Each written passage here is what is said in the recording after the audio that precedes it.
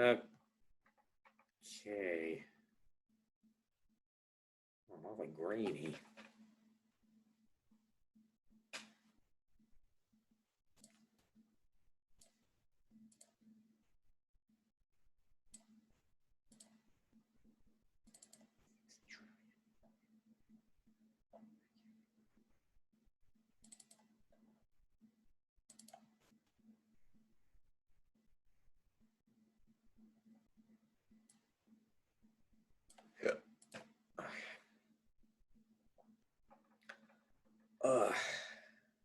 And we are recording.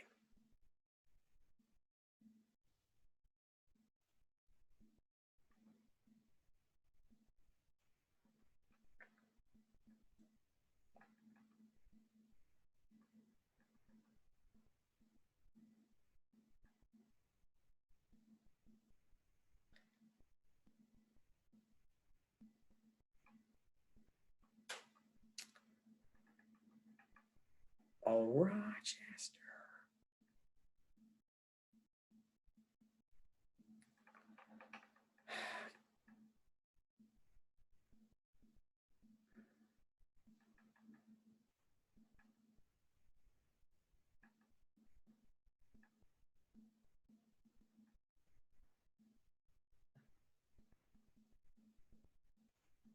Look, my hands are webbed.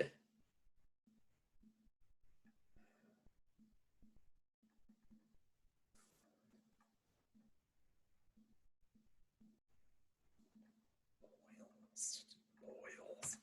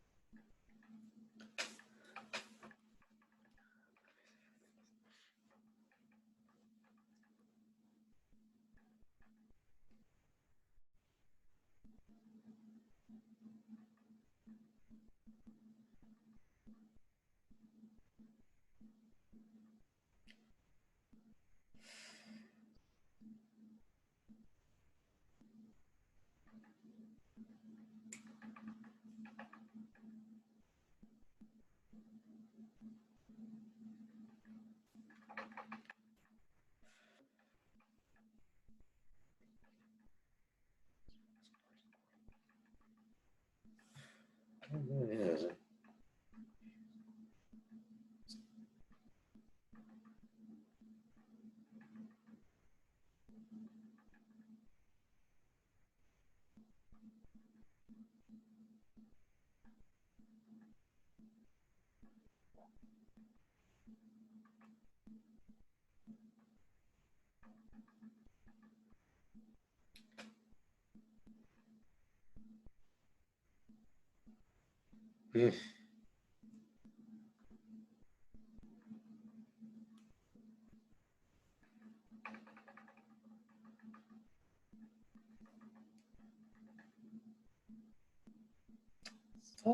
Sorry.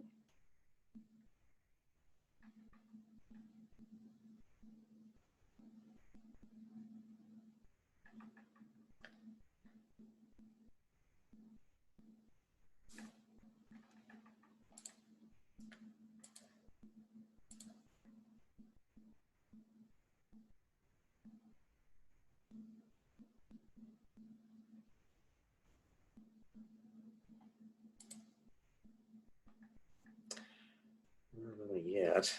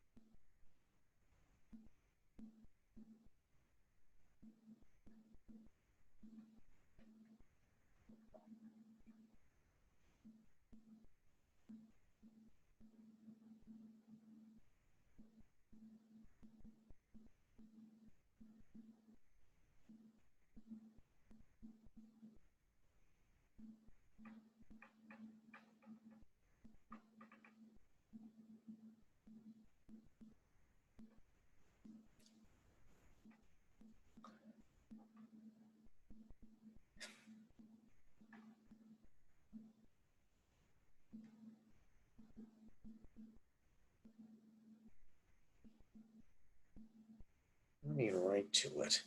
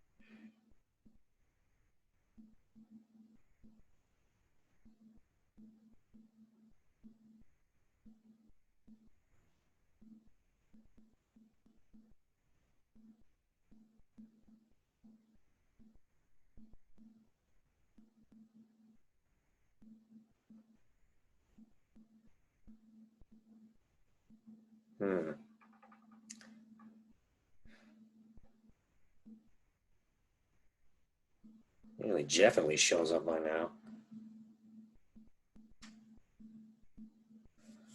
Wait a minute.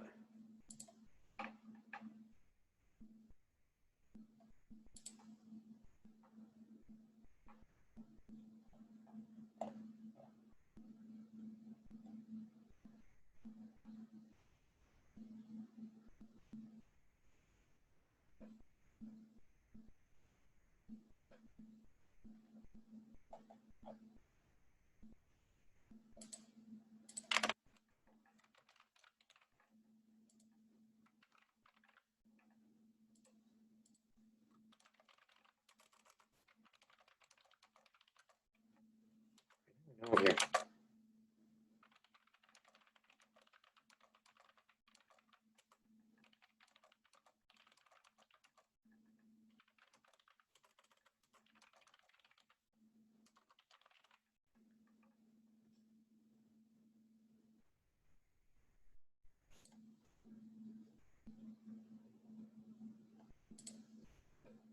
So here it is, Justin.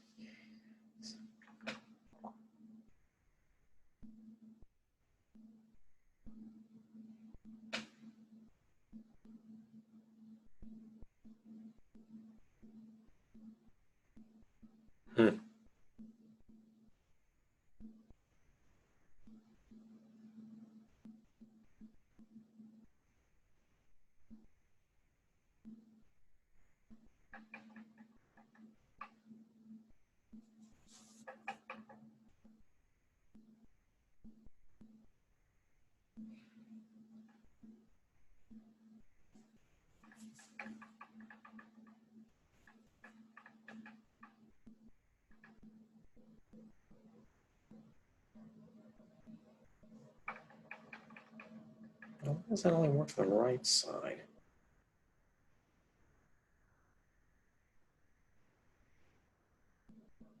Strange.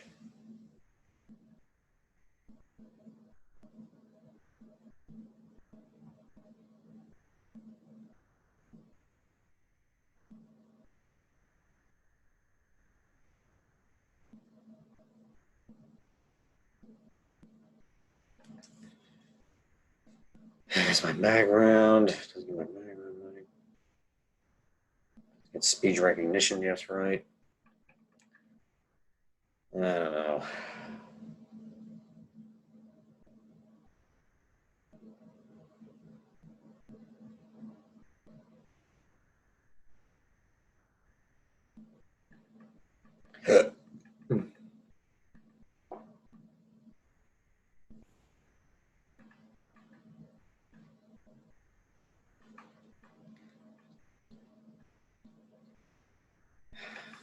I can't sit here doing nothing. This thing here. The Gens went public night, effectively canceled. Messier Marathon canceled. We got our next board meeting on the 7th. Gens went public on the 10th. Right. PAC meeting on the 12th. PAC at Niabi on the 17th, pending weather. April 19th, society meeting. We need a presentation, yes. Need a lot of presentations.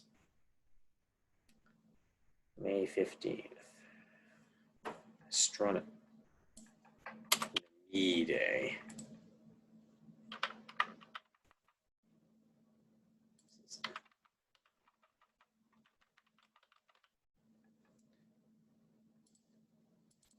That's neater.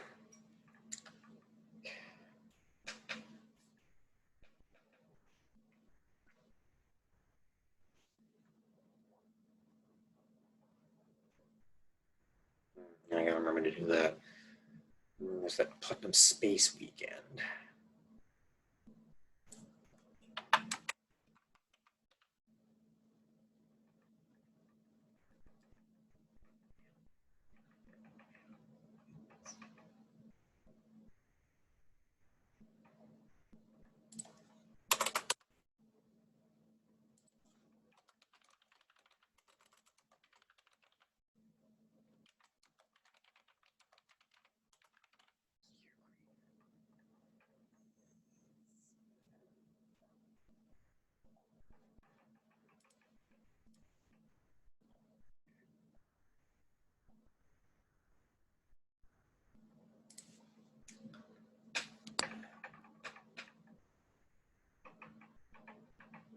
Ah.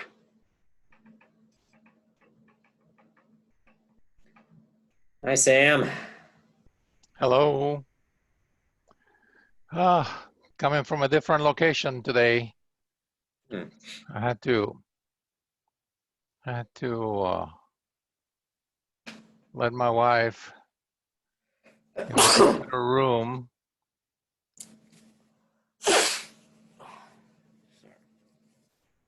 Yeah, up in your room. Ah.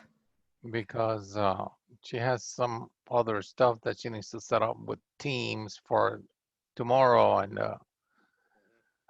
she's trying to get it set up now. Anyway, uh-oh, here comes the cat already. Cat doesn't like when you're talking and if you're not talking to her. So as soon as you start talking, she comes to see what is it that you're saying. And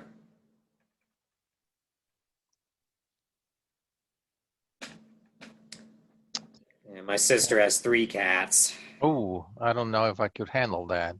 1 cat is enough for me. Yeah, we had a guest dog this weekend because my daughter was out of town and left the dog here, and that was stressful. The dog is okay, just the cat didn't like the dog, so it was hiding the entire time the dog was here. So it's like couldn't get the cat to come out to eat or anything. Yep. So have you talked to Jason or at all? I haven't seen Jason since last month. Yeah. Oh. Yeah, I haven't talked to anybody other than I saw you guys talking back and forth on this weekend about the Meteor Marathon, but Yeah, I figured that wasn't going to happen. it I mean, didn't. the afternoon was great. I mean, we went for a hike and the sun was out and everything looks good. And it's like we're driving home and it was completely gray. And I said, oh, yeah, Uh-huh. there's nothing. And of course, I didn't realize that this weekend was going to be spring forward. So Yes. now we got to wait even further too for any activities at night. And I don't know, although this coming weekend is supposed to be nice, supposedly. Mm-hmm. It's sunny during the day. I don't know what's going to happen at night, but I'm pretty sure the moon is going to be uh, starting to get bigger. So it would be nice if we could. Well, I bet you that Menke was probably starting to dry until today. Yeah, yeah, actually, the Wapsie River has been having a flood warning for the last week or so. Oh, really? Well, that's bad. Hello, Matt. Hi, Matt. I mean, I doubt it would get high enough to affect the observatory, but it tells you how much water there must be around there. Matt, hi. Can't hear you. No, we can't hear you. Still connecting to audio. Well, it must be ready now. You guys talking about me? Yeah. Good. Yeah, I had to get my shiz going. I don't know. There's something shining right into the camera or something because you're totally washed out. Yeah, there must be some shit on my camera. Give me a minute. I'm gonna clean that off.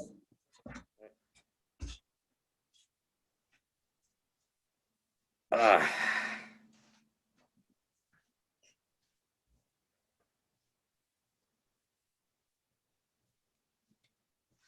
Should be clear. That's better. That looks better. Yes. Yeah. It's a little washed out yet, so hold on.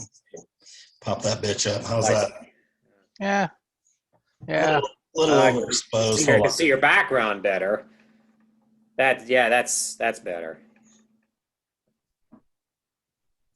Yeah, I can't believe how bright my background is. I got no lights on other than the light coming from outside.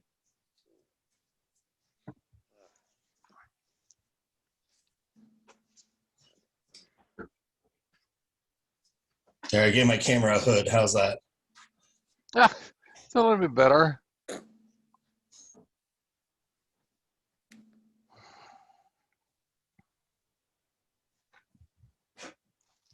That color's better. Well, it's still fucking bright.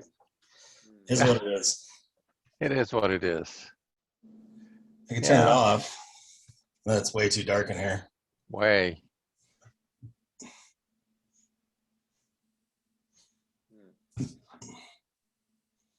Yeah, see, the color's trying to get the white balance off the white background. So when it's just looking at my skin tone, it looks fine.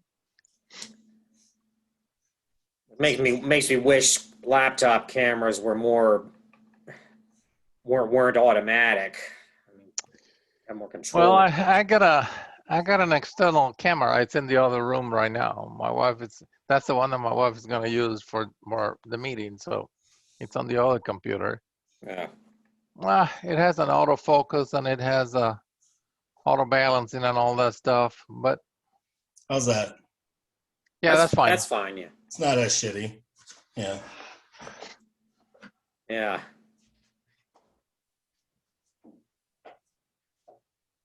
I just sent the link to this to both of Jeff's emails. I never know if he's getting the links to these. He's said for a long time that something's screwy with his email account. Well, he said that there was some account. One of the accounts doesn't receive anything. Yeah.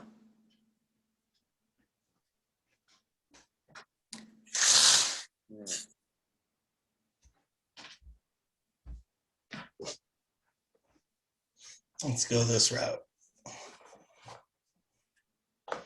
Meh. No better. I like this one. This is just Oh natural yeah, light. yeah, that's pretty good. All just natural light. As the night goes on, this is gonna fade, but it's just natural light. Yeah. Oh, Ron? Hey, how's everybody tonight? Good. How are you? Good, thank you. You guys are orbiting the same altitude, Yes, same time. I see that. We're both on geosynchronous satellites.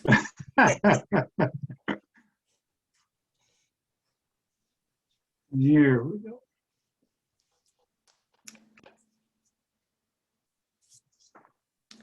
I need to figure out how to put the video somewhere that I can look at you guys and still look like I'm looking at the. I don't think I can. I think my monitors are too big. Maybe way up here like this. Yeah, that's why I bought the external camera, because I had this laptop sitting on my desk, and the monitor, the external monitor is like higher, so when you're looking at the monitor, it looks like you're looking above people. Yeah, I And got the opposite problem. Like, here, I can probably show you this. So this is where I actually work at. Over here. yeah, I got a ring light, and then I put a camera on there. So normally Yeah. my work laptop would be right there. right. Oh, I'm on vacation, so it's not hooked up. That setup works pretty well, but it's because my laptop is short. But like on this setup, I've got, these are two 24-inch monitors on risers. Yeah, So like there's no way to get around the fact that I'm not looking at the camera. Like right now I'm looking at the camera, but if I look at myself talking, if I look at Ron or Sam, you know, that it's obvious that I'm looking around, you know. yeah. But that's okay. Everybody gets it. It doesn't matter. Ooh, I don't like this. I just realized that's in the shot. Let's get that guy out of there.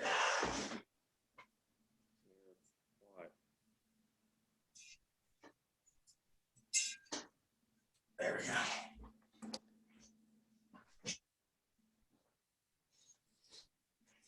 I had a spider intrude on my physics class today On the camera.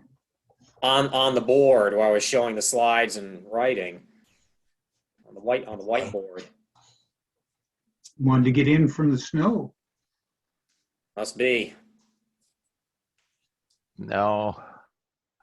I wish it was snow. It was that sleet and oh my God, those pellets. I went out to clean it earlier because I didn't want it to accumulate, and I think it was hitting me in the face. It hurt.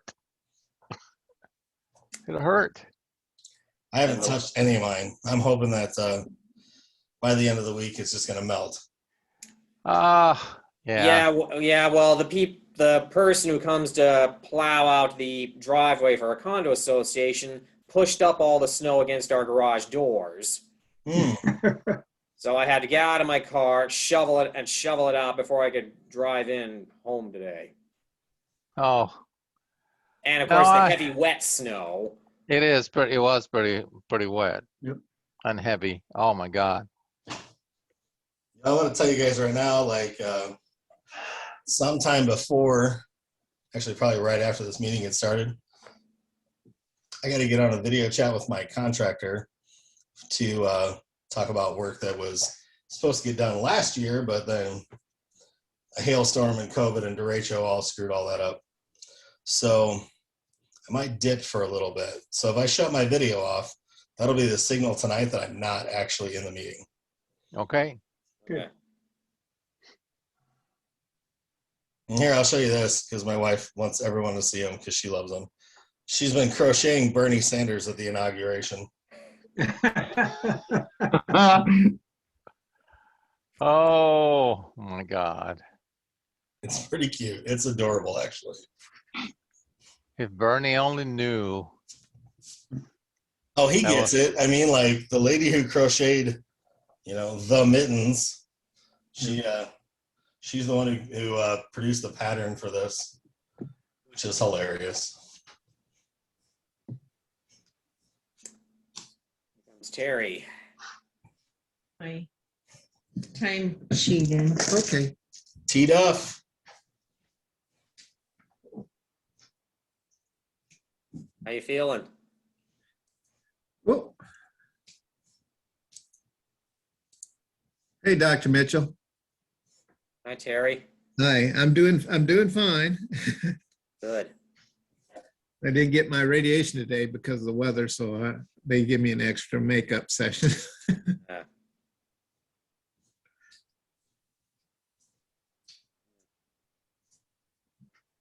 we used to keep radioactive isotopes at the physics department at St. Ambrose.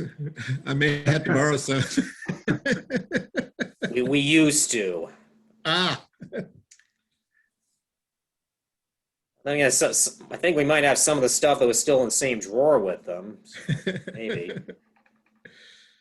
I actually have a customer because I do business accounts for Verizon, and the name of the company is actually Hot Shots, and what they do is nuclear medicine. And I think that's a great name for a nuclear medicine company. Hot Shots. Yeah. I saw that movie. All right.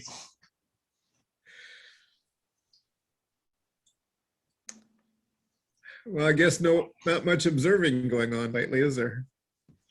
No. I feel like I screwed the pooch because Thursday night, Paul Sager got on, was in one of the millions of chats that are going around, and he was setting up and doing stuff, and like that would have been the night, Thursday night last week.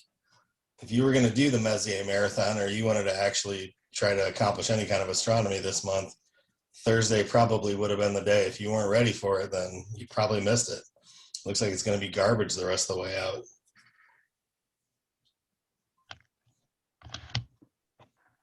Yeah.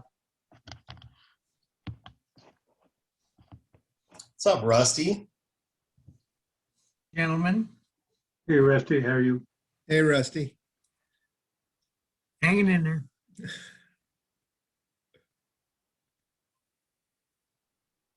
Sidebar question for Ken, if you can hear me. Oh, try it. When is the last time you got weather spotting certified? And like, because I remember I've seen you there a couple of times when I had to do it. And if you haven't done it in person, did you do it online last year, and what was it like?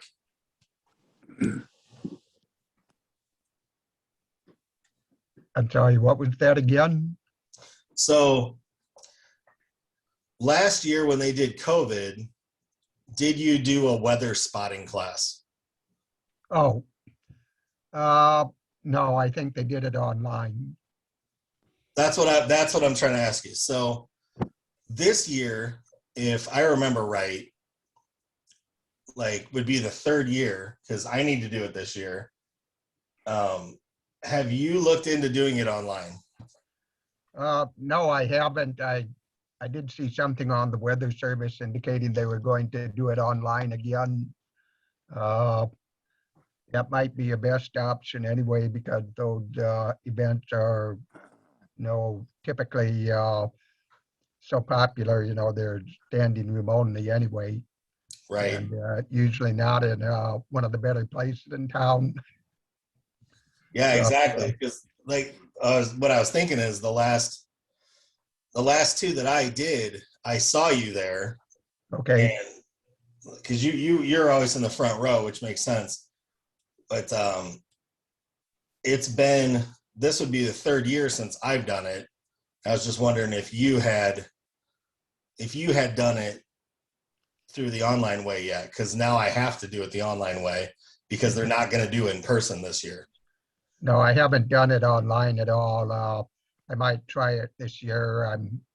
Last year was pretty difficult because we are doing some of this Operation Warp Speed stuff at the command I work for on the Arsenal. So we were pretty busy last year. So I never really did have the time to get into it. A few weeks ago or so, I checked the Weather Service website daily, and I'd seen something where they had said they were going to be having these spotter classes again. I think they're running right now, but they were still going to be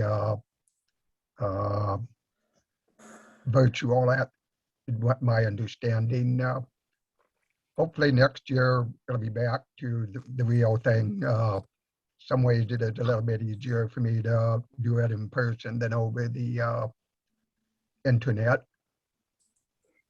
Yeah, I agree. I'm gonna follow the link in the email, and if anyone else on this call is interested in becoming an actual weather spotter, I can send you the info for this, because this year you can, just like last year, you can take everything that you need online to be a qualified weather spotter. And I mean, I think you might as well, because weather observation and astronomy kind of go hand in hand. You know, like, we're dependent upon weather. So it's not a bad thing to do. It doesn't cost you anything. It's free. It doesn't obligate you to anything. It's worth doing it. It's fun.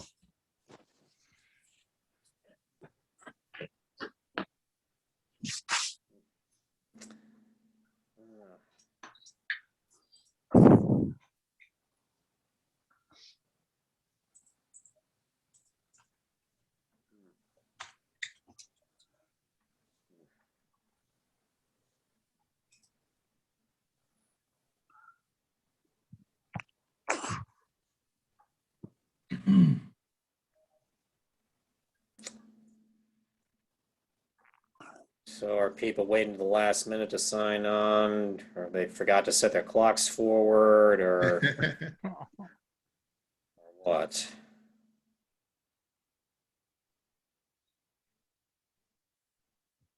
We're experiencing a temporal anomaly.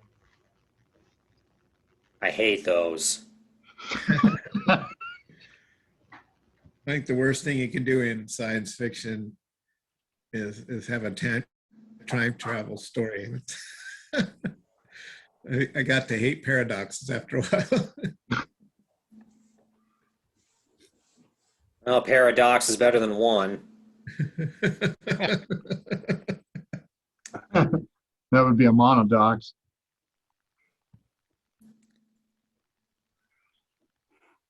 Hey, Terry, this is Ken. Hey, Ken. I'm just finally actually able to use your camera now for about the previous 2 weeks, even if it was in the backyard. Yeah, I was wondering about the lack of pictures.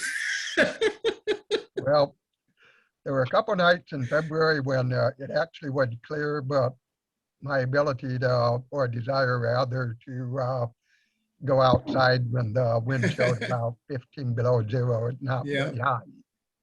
Well, take your time and get some good shots with it. Well, I'm getting some halfway decent nebula images with a L-enhanced filter. Uh-huh. I'm having some difficulty still with galaxies here in town. To some extent, some of it has been just trying to learn how to use sharp caps, since it's Yeah. much different than the interface from Allen Cam, but I still see some promise to it. Good.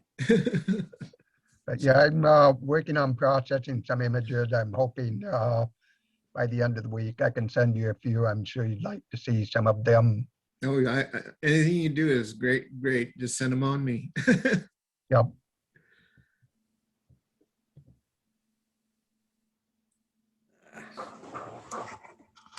Jeff, Hi, yeah, Zoom wouldn't connect up. It just kept on saying, waiting for Zoom. Hmm. uh,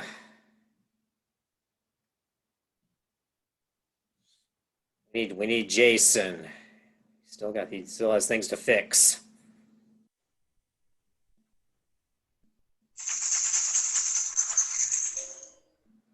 Come in.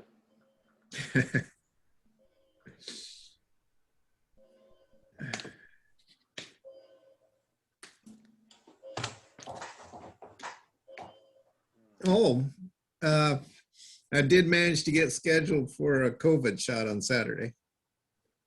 Good. Evidently, there's the loophole is that if you have, I'm under 65, but if you have a certain disease or something, you can get scheduled.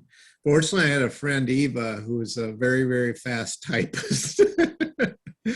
So as soon as it opened up this afternoon, I got scheduled for a shot. So I don't look forward to any more needles in me because I've had so many in the last 2 months. But,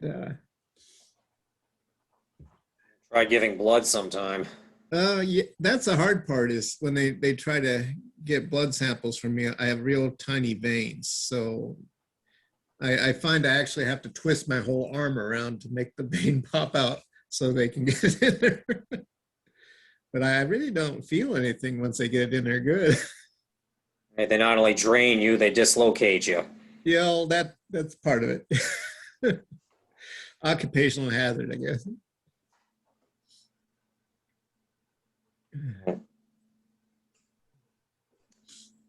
Give it a couple more minutes, see who else shows up. Do we have PayPal set up now for the, oh, that's a different club. Never mind. Sorry about that. You're getting your clubs mixed up. Too many of them. Jeff, how many clubs do you belong to? 4 or 5. 5? When you have time for a full-time job. Yeah, that's kind of why I had to stop doing all the president things, because I was 2 presidents on 2 clubs and on 2 boards at the same time. Then I'm on the planning and planning and zoning committee, the city of Riverdale. Take on any more, you're gonna have to clone yourself. Well, I don't do anything else. The weather's been too bad to go out and do any astronomy.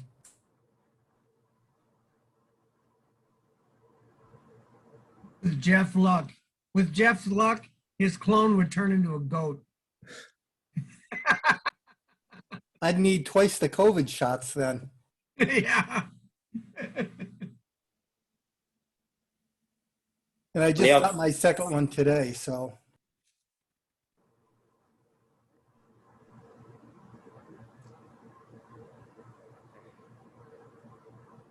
My parents are getting their seconds, I think, later this week. Good deal.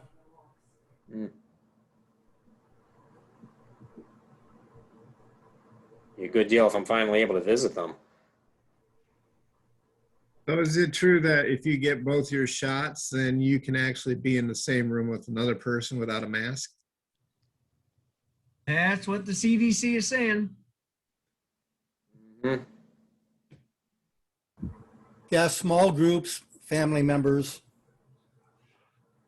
But we're still not going to do that. We're going to wait 2 or 3 weeks after everybody, all of us, get the vaccination before we try anything like that.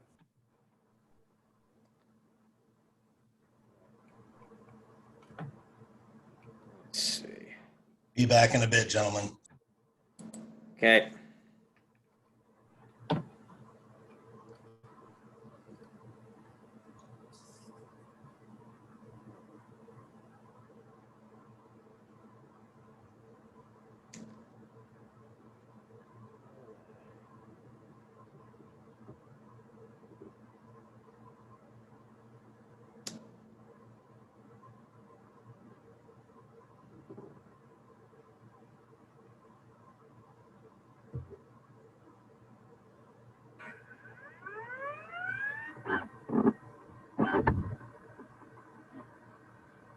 Somebody going to warp?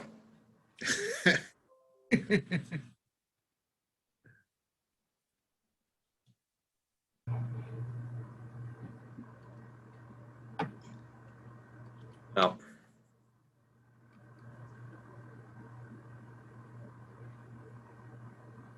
Recording. Okay.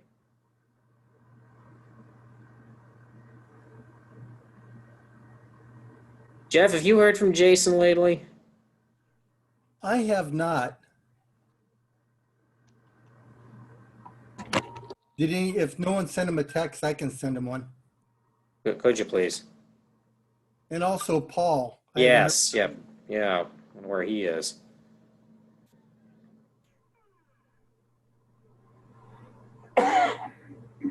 Bless you. Thank you.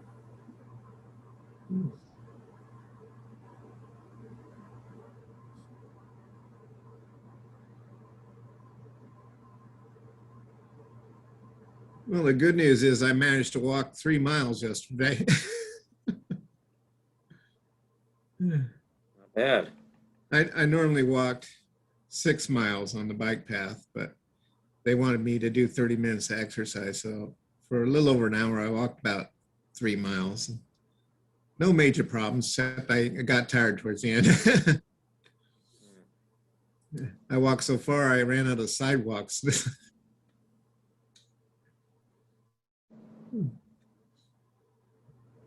At least you had sidewalks yesterday.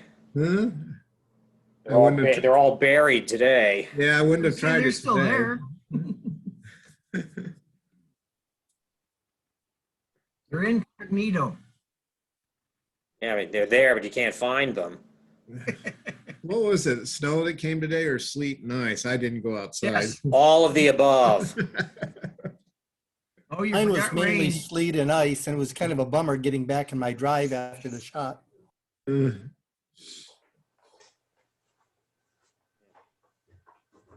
Okay, yeah, we better get started here. Matt can catch up. Okay, so our latest meeting. I'll entertain a motion to accept what we remember as happening in the last meeting. Anyone want to make a motion? So moved. Second? I'll second it. All those in favor of accepting the minutes, quote unquote, of the previous meeting, say aye. Aye. Aye. Aye. Ayes have it. All right. Let's see. Did everyone get the agenda that I sent out earlier today? It was by email. I did. Yeah, I got it. Okay. All right. So, recent club events. The Gens went public night on March 6th. Only 5 of us showed up, so, and the weather wasn't cooperating, so we pretty much ended up just talking for an hour, and that was about it. And then the Mezier Marathon on March 13. Clouds came in just in time to force us to cancel that. And then got a couple of emails suggesting maybe in the future we should keep the Messier Marathon's date as flexible and just sort of move it around as needed, as dictated by the weather. Trying to keep it within mid-March, of course. And Yeah, I was thinking maybe when it gets close to that time, somebody that is good with watching weather. There's so many different channels and some of them are good and some of them are bad, so I never know which to watch. But maybe Mezier week, we can have somebody kind of watch and pick out what the best day is. how does that sound?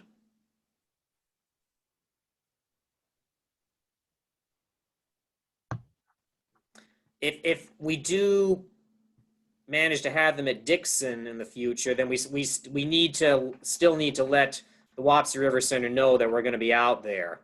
And if we're keeping it flexible, then yeah, we better let them know that we're like considering we're keeping that entire week open, and that we'd let them know as soon as possible when we have a definite date.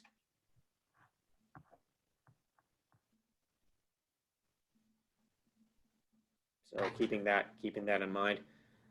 Let's see. I just got a chat room. Jason can't make it, and Paul might be delayed.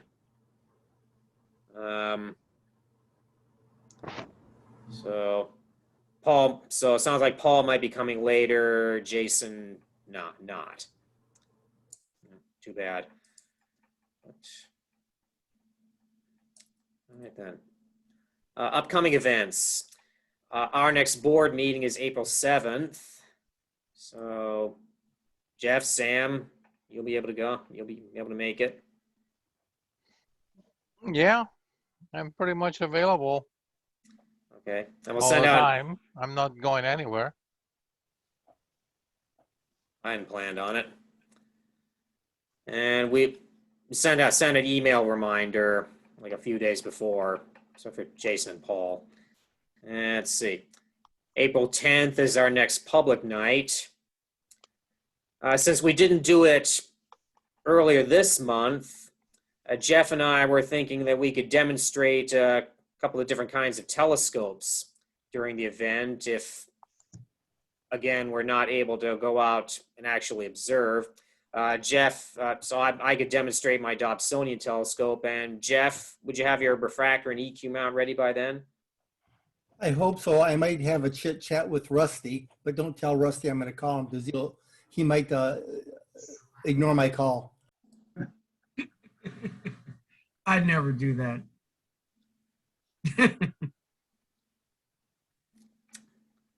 Yeah, if Paul was on, we could maybe get all 3 scopes ready for that. But I haven't ever talked to Paul about that. Well, what's his kind of scope? He's got the clubs, the little SCT that I don't remember. I think it's a 6SC. It's on that little alt-as mount. And that's real popular with beginning folks too. So we'd really have 3 of the 4 main scopes. Mm-hmm. Sounds good. All right. April 12th is PAX meeting. Alan, anything exciting planned for that one? Yeah, on the April 12th meeting, we're going to have Mr. Bill Eisminger as our invited speaker.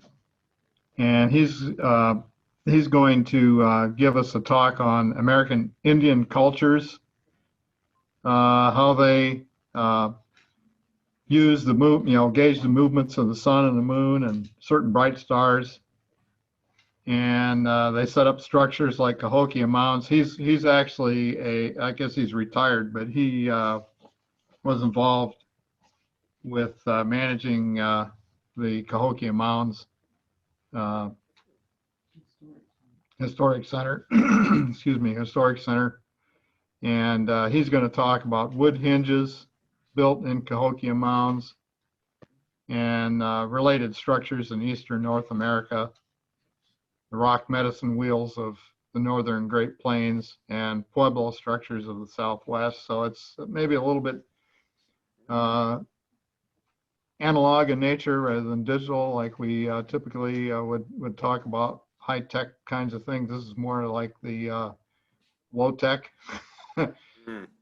sort of thing, but it's going to be kind of a little bit different twist, astronomy related, but archaeologically oriented. So that'll be April 12th, and I'll get that set up and send out a link to that Zoom meeting when we get closer to it. I think we'll try having a in-person portion of that for those of us that have been immunized or willing to social distance and meet at the Butterworth Center. They allow up to 26 people to meet there with masks and socially distanced in the meeting room. So that's an option. But we'll have the Zoom meeting as well. So that's April 12th. Sounds good. I was thinking if I ever took a road trip out to Yellowstone Park, I'd want to stop off and see the Bighorn medicine wheel somewhere in Wyoming. Mm-hmm. Very interesting. And then April 17th, you're having a night out at Niabi Zoo. Yeah, that's the plan right now. Niabi Zoo would be April 17th, and we'll see how that goes. We canceled the one for April, or excuse me, for March. We canceled March, but we're gonna try for April. And I think what we're gonna try to do there is try to keep it small initially and use TV screens for display rather than having people crowd around looking into eyepieces. So we'll see how that goes. And we may cancel it too. The weather is usually pretty iffy in April as well. So we'll see. We may not be able to do it, but that's the plan. Sounds good. And then April 19th is our next society meeting. We need someone who would be willing to do a presentation for our meeting. So if anyone's got anything they'd like to do. You know, I got to say that keeps worrying me that we're leaving presentation suggestions for our meetings practically up to the last minute every month. What I'd like to be able to do, and I was hoping Jason would be here tonight. I don't know, is there some way we could put like a sign-up sheet on the QCS website so that if people have an idea for presentation they could give, they could pick out a slot on the sign-up sheet, and so like, is there a way we could do something like that?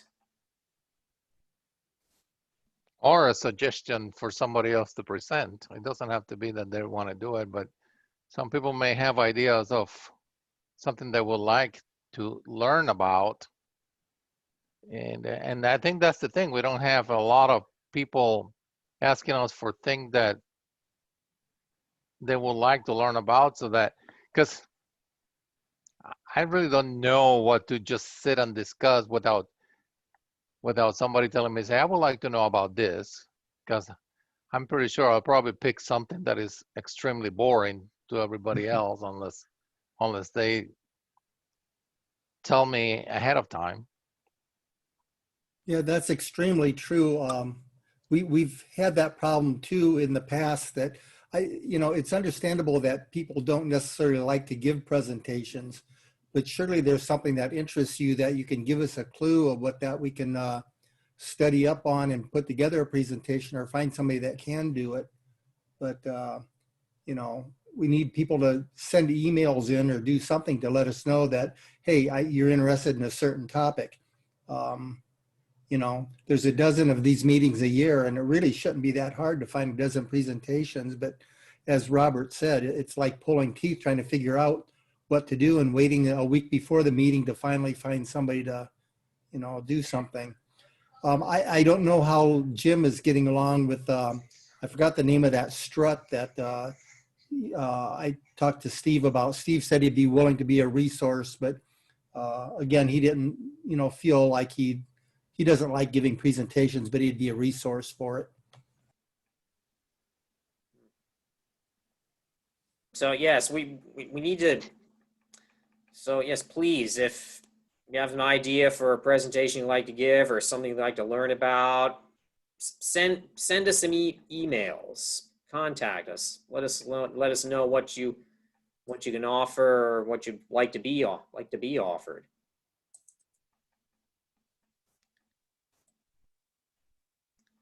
Okay. What's after that? May 15th, Astronomy Day, Bettendorf High School.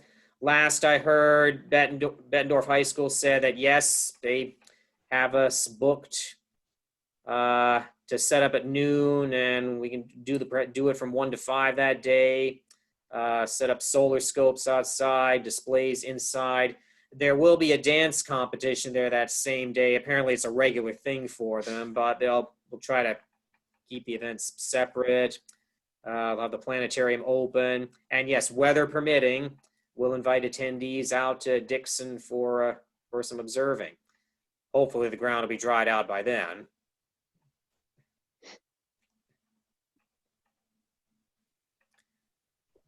And it's probably too early to tell what the COVID situation will be by May, although if the current president gets his way, everybody will start being eligible to get shots by May 1st. So I would think by May 1, we should be able to make a good determination, or let me rephrase that. I would think that Bettendorf High School would be able to tell us what they're expecting of us by May 1. if we do this and we're still worried about, do we worry about people looking in eyepieces? And if so, should we try to set up monitors that they can view it in real time on a little monitor? I'm not really sure what our alternatives are here. Or safest thing would be to have some monitors.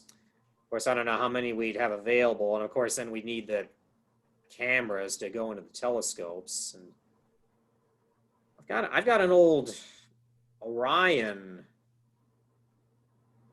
eye focuser camera. I got it years and years ago for the physics department. I don't even know if it still works anymore, but So I could try it out. I'm going to mention some names, and I'm not doing this to obligate anybody to do anything, but I know Rusty and Terry have got the Rev 2 cameras, and they can do that kind of thing. I've got a Rev 2 and two ZWO cameras and a Mellon cam, and all four of them will do that. And I don't know if anybody else has really got anything that they'd like to do it with. So Okay, anyway, yeah. I think we've got enough cameras to do some stuff. Those would require laptops, though. At least mine do. So we can talk as we get closer, but you know, I'd be willing to help set those up out there if. But I don't know. I always worry about wiping off an eyepiece, one of my TeleViews. I've got a less expensive eyepiece that maybe, you know, I could take a sanitizing wipe to wipe off the eyepiece, but I still don't know how good that is for people looking and for actually if that damages the eyepiece or the coatings or anything that, you know, sanitizer. Anybody know? Yeah, Jeff, if you get on TeleView's website, Al Negler will tell you that you clean his eyepieces with Windex. They're pretty tough. Okay, so yeah, I saw that type of thing too. So I just didn't know whether there was anything in the sanitizer that would smear or do anything bad to it. I mean, probably not in like the janky, cheapo sanitizer that's out there right now, because it's mostly ethanol and or methanol that's in the sanitizer. So it's not going to hurt anything. Okay, well, chances are it won't be that bad maybe by then to do an eyepiece, but I know that's one of the main things they tell you, not to touch your face, your eyes, and that type of thing. But maybe by May, with enough vaccines going around and being careful, it won't be so bad. I think you're thinking of mirrors, but if you got like a nice wide field eyepiece, you could use pretty much any webcam like we're doing here if you held it over it right. Dino is obviously not on right now, but Dino and I had like a huge discussion about this a couple Decembers ago, I feel like, about how easy it was to just use a webcam over an eyepiece. I've never messed around and tried to get proof of concept on that, but I'll take his word for it. And then the only other consideration, doing it during the day, we'd have to shield the rest of the light so you could actually see the sun on a screen.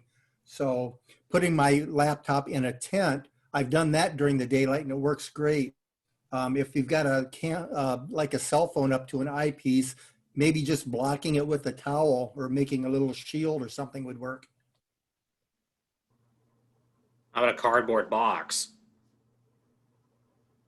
Yeah, or a tote, a black tote. I've got all the settings for the R2 to do solar. So I haven't tried it yet, but I've got all the settings. I used my Rev 2 one time for that and it worked really, really well. I actually thought it worked better for than it did for some of the other objects.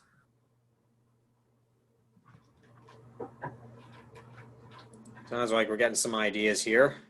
We'll keep bouncing them back and forth, see what sticks.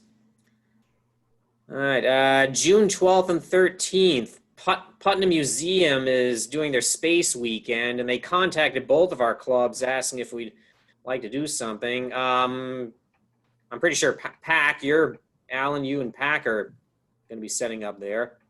Yep. Do we in the QCAS want to set up there? And if so, what could we set up?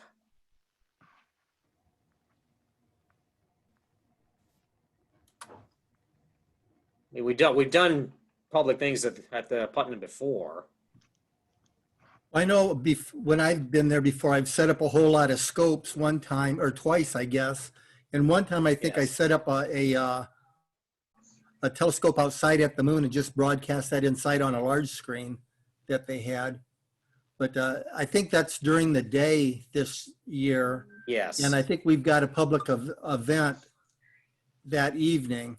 So I don't know unless we want to take those 3 small scopes that we want to demo at our public events to talk to people one-on-ones if they want to see a refractor, if they want to see a Dob or an SCT and learn a little bit about, what they are and why use them and how to use them. I just double checked. Yeah, I've got a public event at Menke on the 12th.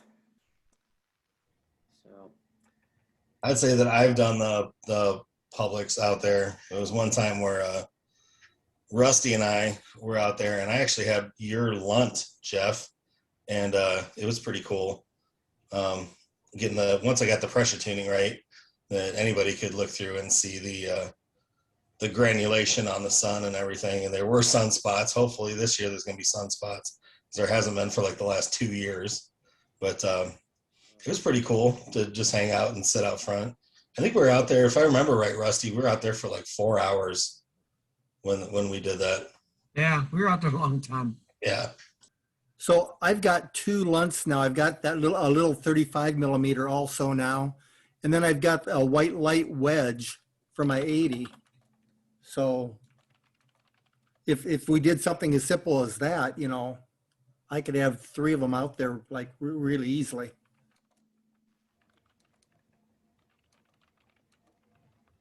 Yeah, as long as the sun cooperates, solar observing is pretty cool. So I could put my 80 and the 60 on. I've got that dual alt as mount, and somebody could borrow the other solar scope to put on their mount. You balance out right that way with the 80 on one side and the 60 on the other? Yeah, it worked out really well. It was unintentional, but yeah, I've used that before for grade school kids. They've gone out to Menke and all lined up, and it's really cool because you can talk to them about both what they're seeing out of 2 different kinds of scopes. Yeah, right on. Okay. We're planning to have the PACMO there. And of course, who knows, like I say, if it's cloudy, we won't be able to do any solar observing, but we can still, show people the equipment. And with the monitor we have, we can show images of the sun inside the PACMO, so it'd be fairly well shielded, or we could put it on the outside too, as long as the sun isn't too bright. okay. All right. August 7th, meteor shower party, Pleasant Valley Junior High. We contacted Ian Spangenberg. Pleasant Valley is keeping an eye on COVID situations. They've got our meteor shower party on their calendar provisionally right now. So I have to wait on that. Not to add complication to that, but for the last meteor shower party we had, there were actually several questions that were thrown into the website that I didn't notice. It's too bad Jason's not on here. But people did reach out to us last year with questions about that. And when I did eventually get back to them, unfortunately, like a week late, because that was the next time I logged into the back of the website, they weren't really happy with us for not getting back to them. So if we have the opportunity to get with Jason to make sure that the notifications are working properly from the website, let's definitely get that done prior to August. And we can make a mental note of after we do a public event, maybe check every day for a week at least. Yeah, or at least every day of the week leading up to it, something like that.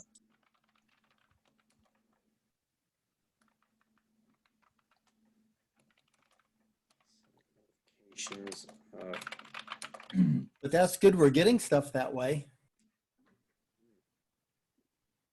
Yeah, they were pretty like they were just normal like parenting questions like, can I bring my kids in a pack and play, or what age is too young to bring the kids out to this? So there was a lot of, they were good questions. I felt really bad that I missed all of them, because the answer to all of them would have been like, yeah, come on out, we'll take you, but just I didn't see them. Old I enough just that they're got not going to grab at the telescope at every opportunity.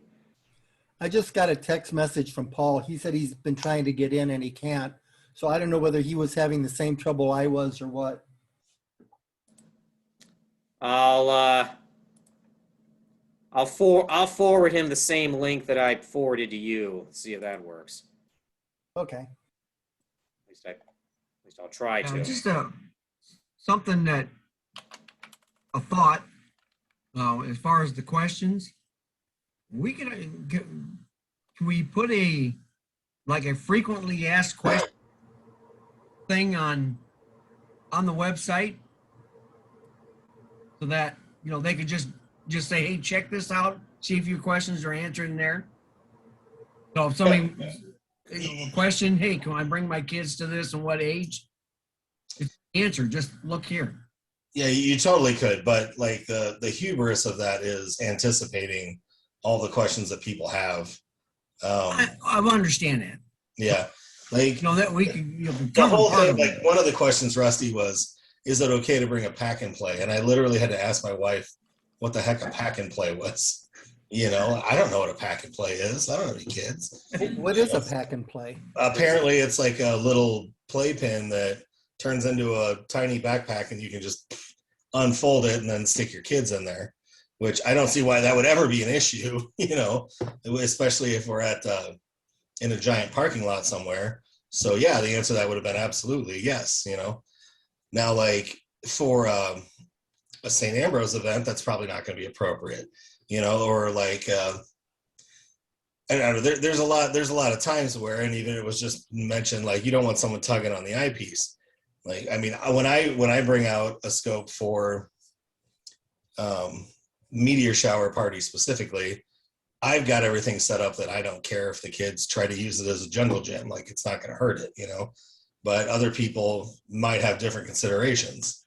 So I don't know that I like it. We need to make an FAQ. Like, we absolutely do need to make an FAQ for like general observing, but for things like that, where you're just going to have the public in, people are going to ask you about things that you've never heard about. So we just need to be ready to respond to those questions.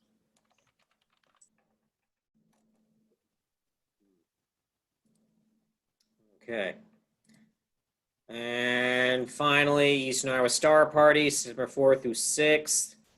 A lot of us have been talking about just keeping it short and simple like we did last year. In terms of booking guest speakers, I know from the past how far in advance you need to do that, and I don't know if it's pushing it, trying to do it now. So, and the fact that funds are a little short for paying for anything elaborate anyway. So, I think you think it's best if we just do it like we did last year, just a few people out there, just bring your own snacks, and just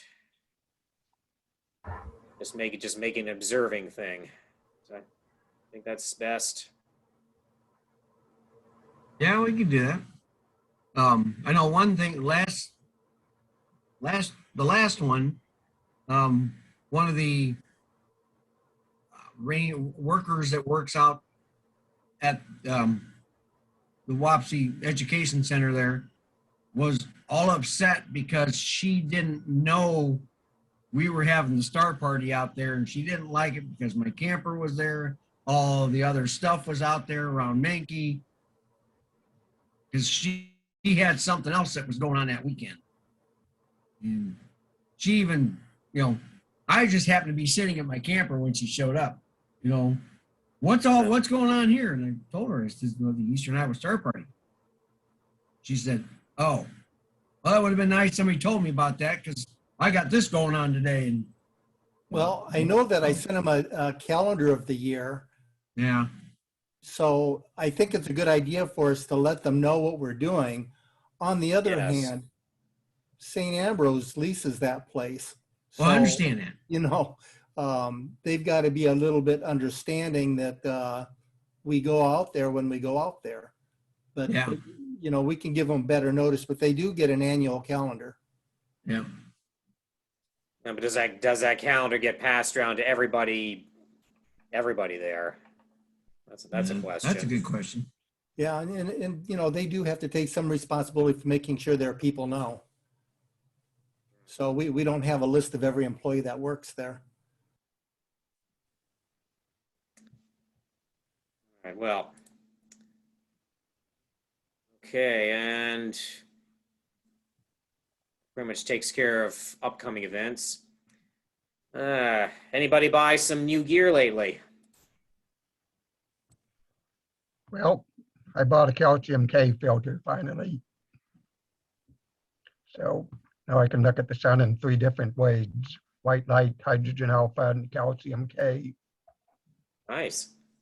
The only problem is, which I fully expected, is the calcium K really can only be used in an imaging, from an imaging standpoint. The light of calcium K is slightly outside the visual range, but some people, especially the younger you are, the better the chances are you might be able to see something. I'm out. It's that edge between violet and ultraviolet, yes.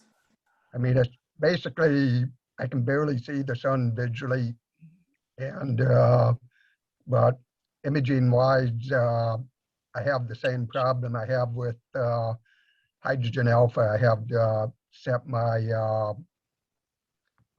I forgot what they call it, that bit, and it's about 8 bits to 12 bits on your camera to 12 bits so that I can get a short enough exposure to image it. So it's very dim visually, but to the camera, no problem seeing it. Does that just go over the objective, Ken? I'm sorry, Does it just go on the objective lens or? no.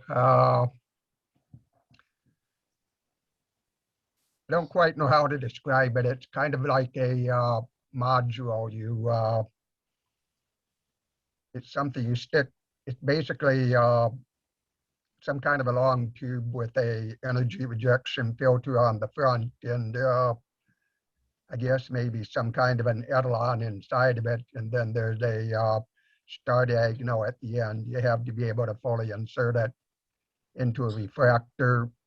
You don't actually put a solar filter in front. The module itself has an energy rejection filter on the front of it, and you have to stop down your scope to 100 millimeters or less in order to use this safely. Though if you only use it imaging wide, it doesn't matter unless you mind about frying your imager. Right. As a practical matter, I've found historically that I just need to stop my telescopes down to about 1.5 inches anyway, because the daytime seeing is just so bad that, typically I can get a better image of sunspots, if it's stopped down that much. And the same thing I think is going to happen with the calcium K. I haven't tried.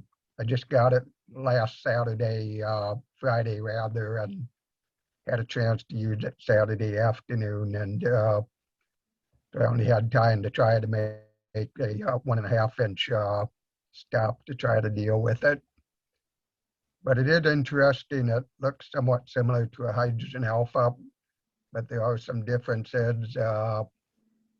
It might also be the sun's kind of quiet again. It was actually fairly active in hydrogen alpha about a month, 2 months ago, but it's now gone pretty quiet again.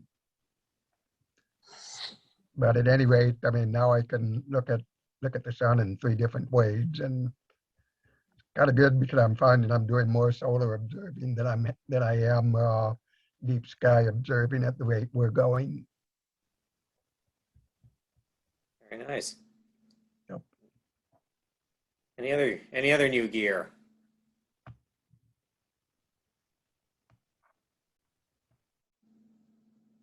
I got something. Let me see here. Maybe I can show you. Let's see. Hey, Paul Seeger, hi. Glad you could make it. Thank you. How are you? Oh, We're okay. I guess screen sharing is Oh, prohibited. hang on a minute. See there. Oh. Try now.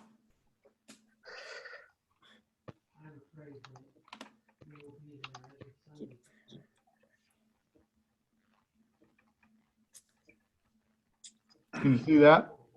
Yes. Yeah. That's kind of a mess around it, but I got a heavy duty wedge for my Meade telescope. I set it up once outside and did some solar observing with it just to see if it would track the sun. And it does, but of course I wasn't very well polar aligned. I just guessed. But I haven't had a chance to really set it up and do any nighttime observing, so I'm waiting for that.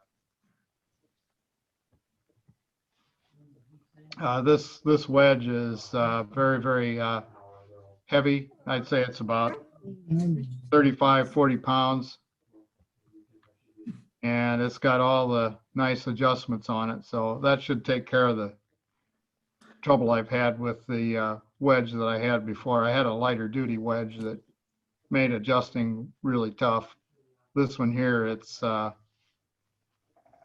adjust this knob here to change the elevation and this one here to change the azimuth. So it should make it pretty easy as long as I'm not too far off when I set it up. Anyway, I don't have a lot of experience with it yet. We'll see how it goes. It's supposed to be able to handle up to a 12-inch telescope. Looks good. It's like a 12-inch that's sitting on it right there. That's a 10. Oh, really? Yeah, that's a 10. The wedge that I had before was designed for an 8-inch telescope. And when you put a 10-inch telescope on a light duty wedge, it's just way, the reason you do it is to get, better tracking and, if you're going to take longer time exposures. But I found I had probably worse exposures with the wedge I had before because it was just too flexible, and any little breeze or any vibration that occurred just caused the scope to shake. Whereas this one here ain't going anywhere, I don't think. It's really heavy. Nice. Yes.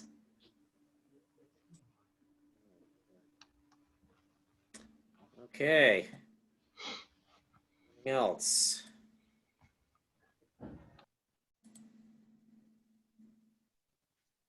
Anybody got some gear they want to sell?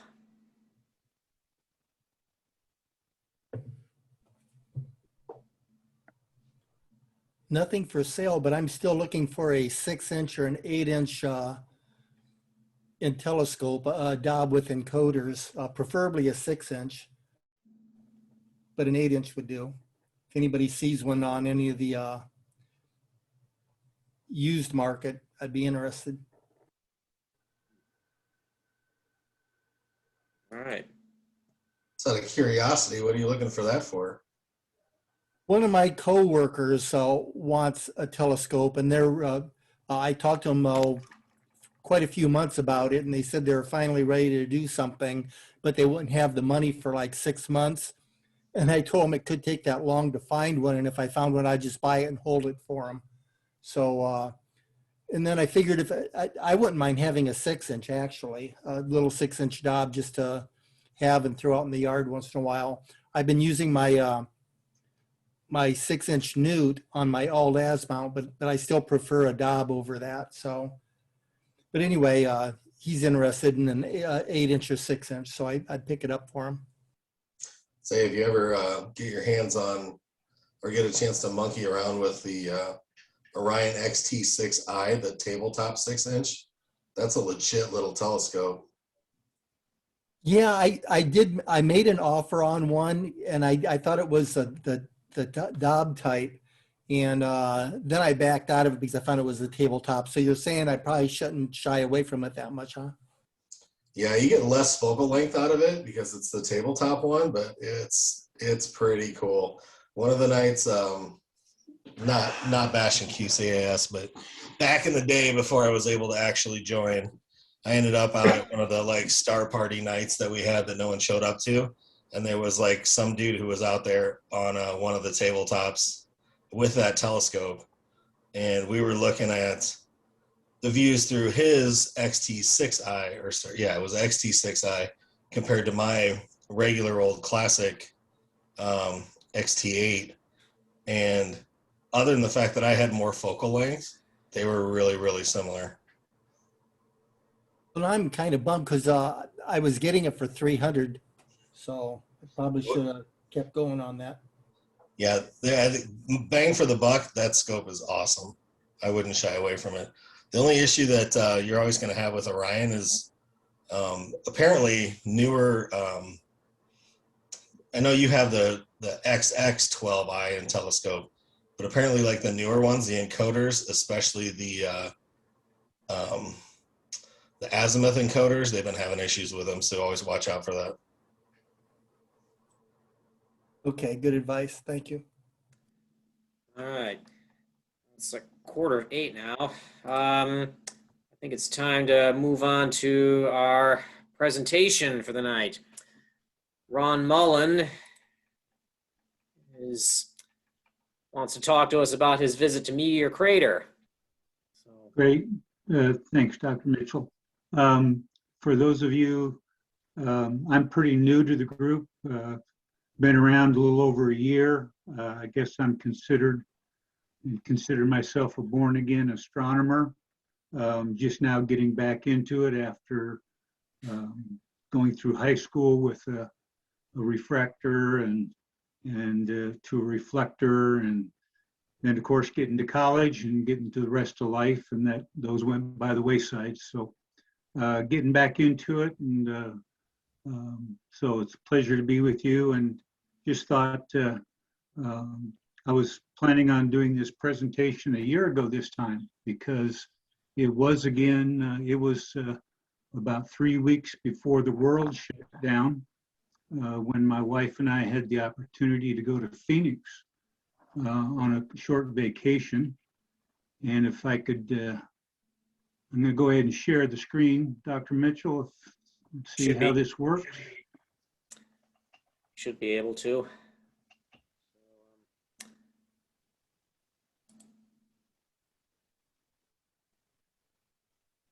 Can you find it? How's that? You go down the bottom of the screen. Should be a. Yep, I did. Didn't get you. Okay. Not yet. Mm, Should be able. Oh, okay. Oh, I there think you it's go. starting now. Are we there? Okay. Yep, there it is. This.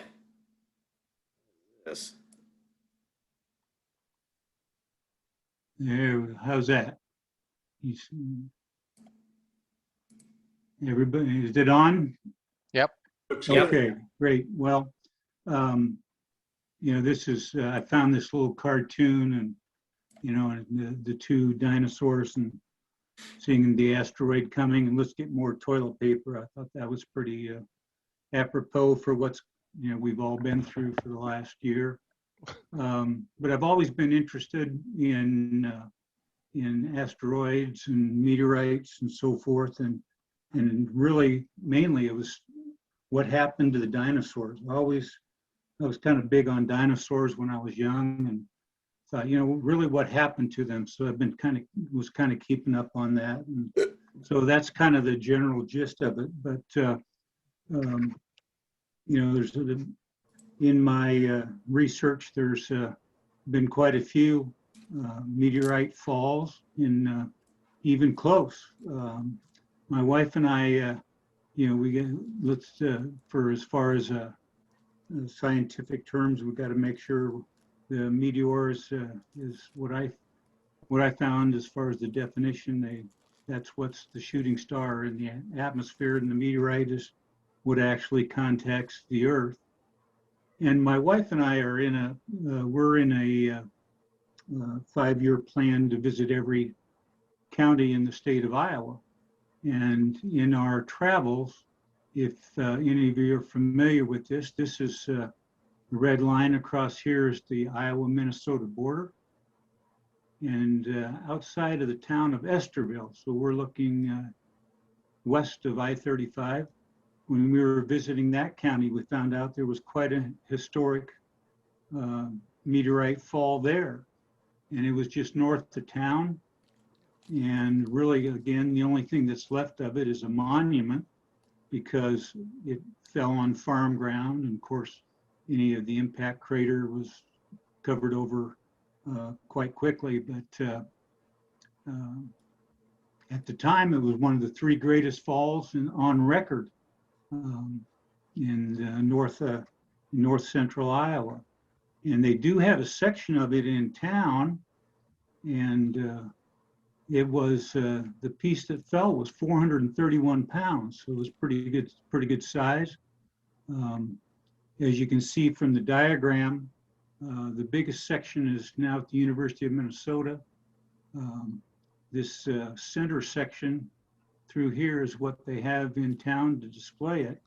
And so this is what it looks like. And so, it was fun to see a big slice of a meteorite. And so that got my interest up even more to see something in person and what kind of damage it could do and so forth. So, like I said, we had an opportunity to go to Arizona. This was the end of February in 2020. We were in Phoenix, and so we took a day and took a drive. This is I-17 coming up from Phoenix into Flagstaff, and then I-40 heading over to Winslow.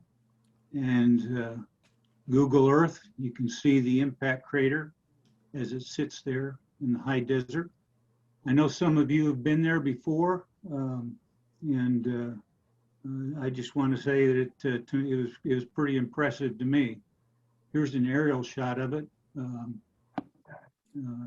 Out in the middle of a ranch. The day that we were there were herds of cattle out being fed, so forth. You just drive up the road, there's a visitor center. And at one time, you were able to walk around the crater, but you cannot do that anymore. They felt there was too much damage to the site from people walking around the crater. And so they have a little walk path. Here's the visitor center, and it's about a quarter of a mile up the to the northwest on the rim. And this is they have a paved path, blacktop path that you can go out, and that's where all the guided tours are at. So, but it gives you some real feel for it and feel for the crater, even though you can't get around it. Little history, it's gone by a number of names. Diablo Canyon is a feature in that area. Coon Mountain, a lot of volcanic activity in the Flagstaff area. Meteor Crater, and of course now most people know it as just the Meteor Crater. It happened somewhere in that 50 to 60,000 years ago. Estimated to be about 150 feet in diameter, about 300,000 tons. And of course, there were many fragments all over the area. And so the analysis is 92% iron. 70% and 7% nickel. So it was an iron meteorite. They estimate the speed is about between 26 and 30,000 miles per hour. And just to give a little feel for that, you could travel from New York to LA in under 7 minutes at that speed. Impact force in that 20 million megatons of TNT. And of course, what kind of damage did it do? And at the time, it was not a high desert when the impact occurred. It was during the last ice age, so there were animals and wildlife around, but they estimated that the fireball, 6 miles diameter from ground zero, animals killed up to 15 miles away, and hurricane force winds up to 25 miles away. So as you can imagine, pretty dramatic fall and ground zero pressure in that 20 million PSI range. So it really was devastating at the time. The rim of the crater is about 150 feet above what it used to be in the area. It's about a kilometer across. It was 750 feet deep, but due to, at the time, being in the ice age, there actually a lake formed. And so there was some sediment and erosion down in. And so now the crater's only 550 feet deep and a kilometer across. So, but of course then climate changed and everything dried out and really preserved what now most scientists there's been a tremendous amount of study at the crater because it's so well preserved even after these many thousands of years. Found out that really the first mention of the crater was in 1871 when a geologist visited the crater from the U.S. Geological Survey. But at the time they felt, because of all the volcanic activity that had been around the area, that it was just a gaseous blowout from below the surface. They really didn't think about it being a meteorite, except for one gentleman, Mr. Behringer, and in Philadelphia, he heard about it, and his sole purpose was to mine the meteorite. The samples showing that they were 92% iron. He wanted to get his hold on hundreds and hundreds of tons of pure iron. So he actually went and got a clear title to the 2 square miles around the crater. And over the next number of years, about 20 years, he funded drilling operations around the crater and the rim of the crater, especially down at the bottom, looking, but basically all they found were quicksand, water, and layers that they couldn't drill through. The real clinching argument about it being a meteorite fall versus a gaseous blowout was Dr. Shoemaker in the early 60s published a couple of papers in 60 and 63, and he had studied the craters and the destruction from nuclear test areas. And he compared that, and he found a mineral called coesite, which is a high pressure form of silica that is only produced under extreme temperatures and pressures. And he found that at the nuclear test sites and at Meteor Crater. And he studied how the rock layers from the ejecta had formed. And that's how he and pretty much sealed the deal on that this was actually a meteorite fall versus a gaseous blowout. So here, driving up to it, you can see it's very arid, very sparse. I can see why they were feeding the cattle. They were bringing hay in because there really wasn't much for them to feed on. But as you can see, the edge of the rim of the crater lifted above the surrounding area. And that's one of the shots. I'm going to play tourist now a little bit. I hope you don't mind, but just a few shots of the walking tour as we were walking around that northwest side.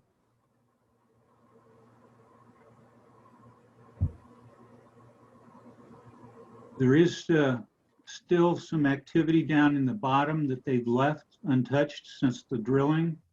There's some equipment and so forth that are still down there.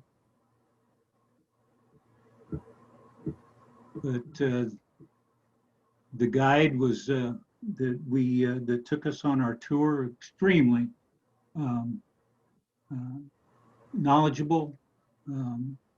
Talked about how the layers of rock from the bottom of the crater were thrown up on top. So the oldest material was on top of the newer material. How geologists had studied the area. Again, here's a telephoto shot of the bottom of the crater. You can see a couple of the drill holes that they'd had, some old steam-powered equipment that they left there.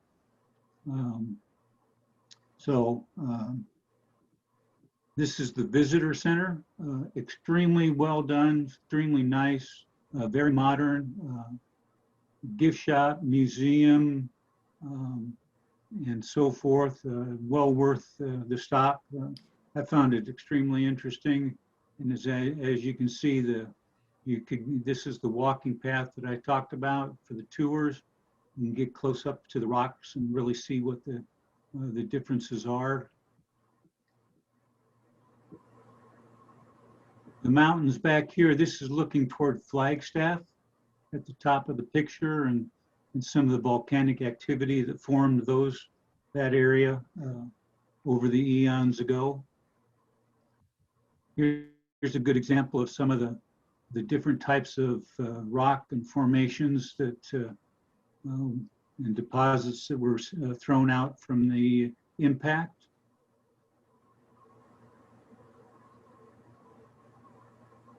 And just to give you, and here's an interesting rock that I found that was right by the path. And again, from all of the eons ago, when this was a very wet area, and all the fossilized, the fossils in the rock and so forth that had been blown out from the bottom of the crater. So very. Just give you an idea here. I don't know if you can see on your screen, but there's a little group of people up here. They're on a tour. That just gives you an idea of how the expanse of the crater is. It's, like I said, it's the same picture, just different from the telephoto side. So, and that's about 1/4 of a mile away. So that's very, very impressive. In the museum, they have one of the largest fragments of the meteorite on display. It's a little over 1,400 pounds, and it was found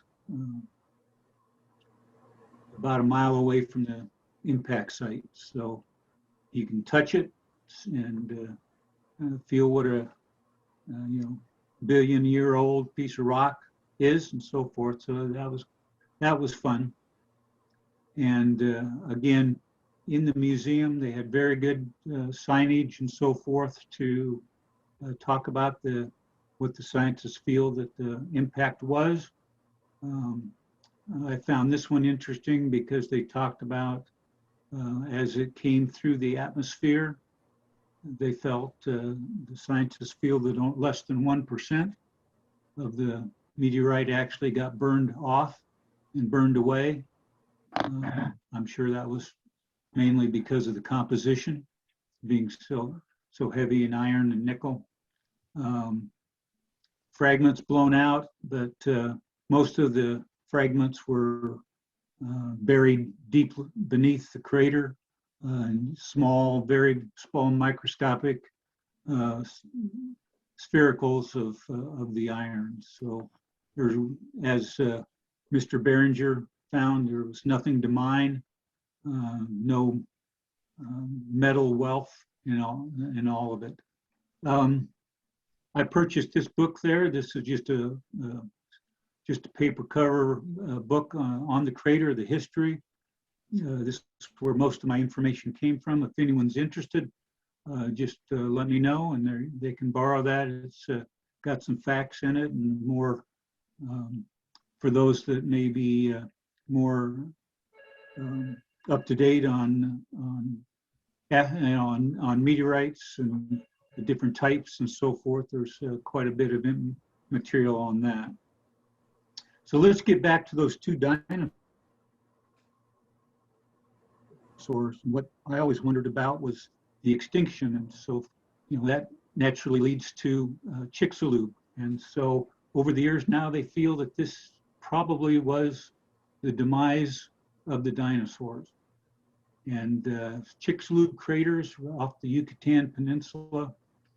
And this is what they feel probably did everybody in 66 million years ago. The size of the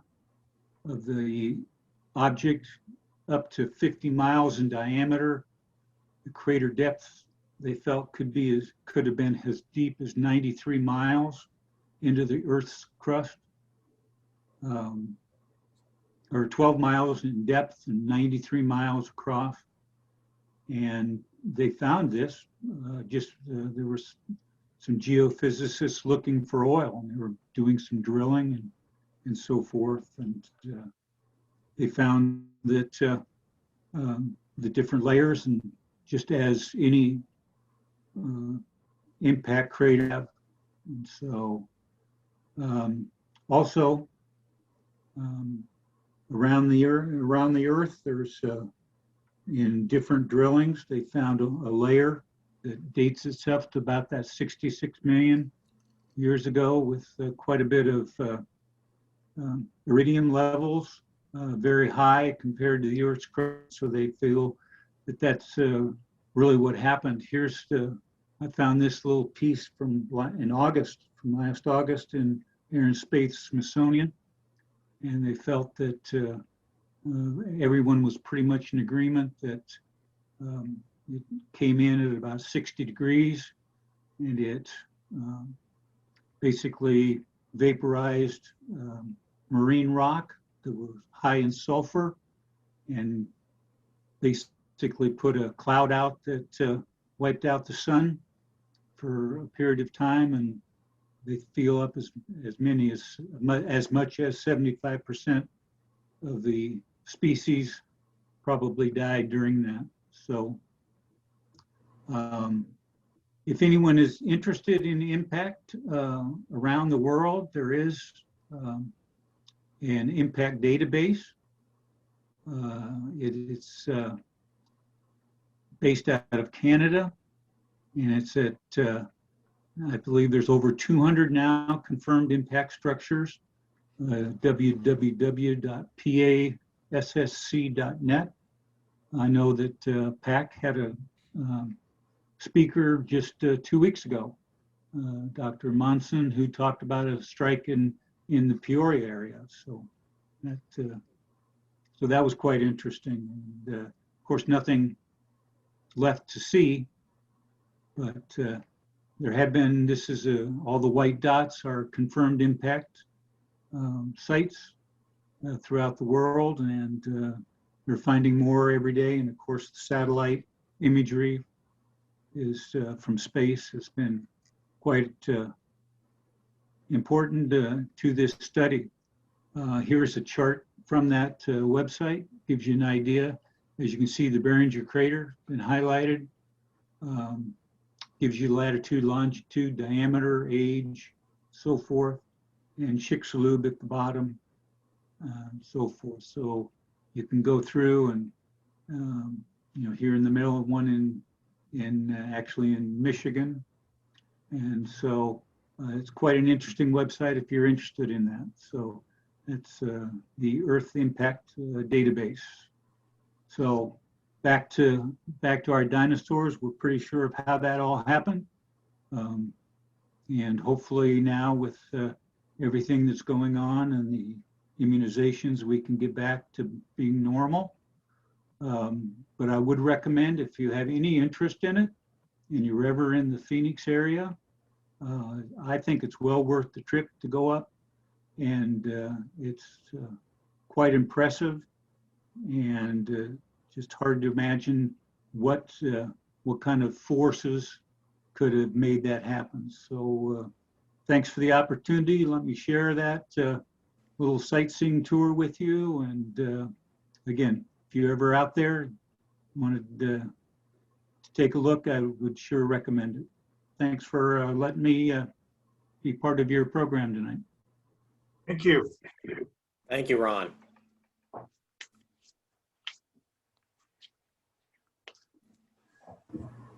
Thanks, Ron. Yeah, I've been out there, and it blows your mind when It does, doesn't it? Yeah, especially when you get some optics and you look down in the bottom where you showed that fenced-in area, because with your own eyes, it just looks like dirt at the bottom of it. But if you use a set of binoculars or anything like that, they've got like a cardboard astronaut down there and this huge American flag and all these things, and it's mind-numbing how far away that is that you can't even tell it's there. But when you look with binoculars, they're super obvious. Yeah, and I think it was our guide who said that you could fit 20 football fields in the bottom of that crater. Yeah, I believe it being out there. They do that, it's just amazing what something like that would do, and that's compared to the big one, I guess you could call it, from Chicxulub. Just imagine what what it would take to go 12 miles into the Earth's crust and blow all that into the air. So, Have you ever heard of the Manson crater? yes, in Manson, Iowa. Yeah, in Manson, Iowa. I was impressed when I heard about it because it's so big. Basically, you can drive through it. You don't realize that you're driving through the crater. Yeah, I mean, it's I heard that it's pretty flat. yeah, it's pretty flat. While I was doing some research, they at one time thought maybe that could have been big enough for the dinosaur extinction, but once they checked out the age, it didn't match up with the. Yeah, it happened 74 million years ago, so it was before the dinosaurs. Before the dinosaurs, but I read someplace where it has affected the groundwater in the area, so that the groundwater in the town of Manson area is completely different than the groundwater when you get outside of the impact crater. So that's one of the reasons one of the clues they used on how big the crater was what the water was like, the groundwater was like. So, yeah, pretty cool stuff. It is. Yes, we got an old large geologic map of Iowa in the physics and engineering department. And yes, I definitely recognize. I got something online right now, and I definitely remember seeing this round spot, like right in the middle of northwest Iowa, on that map, on that geologic map. Yeah, it was interesting. In Esterville, they of course had all the history of the three pieces that it broke up into, but they found diaries from people in the area, and they would go out and have meteorite search parties, and they would pick up fragments and make jewelry and so forth out of them. So it was quite the social event, I guess. Very nice. All right, and thank you again, Ron, for your presentation. You're welcome. Okay. We're on to the treasurer's report right now. Sam, anything new?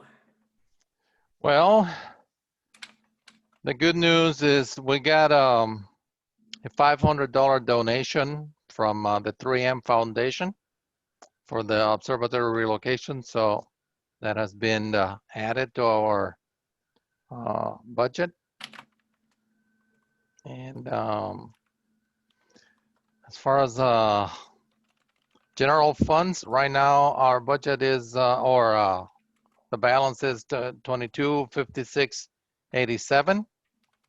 We got 618.77 for events, and for the observatory relocation, we got 6,897.78 for a grand total of, hold on,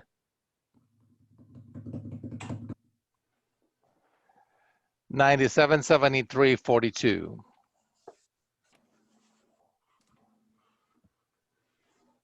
Getting close to that magic 10,000 then.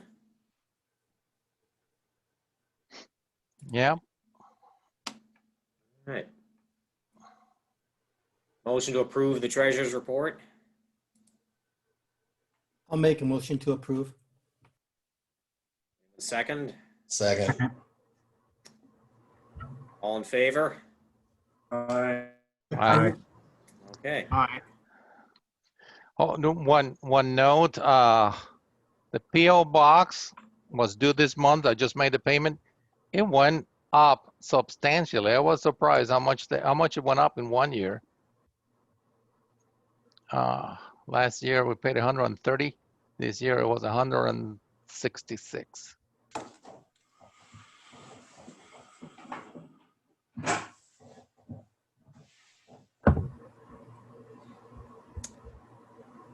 right, well.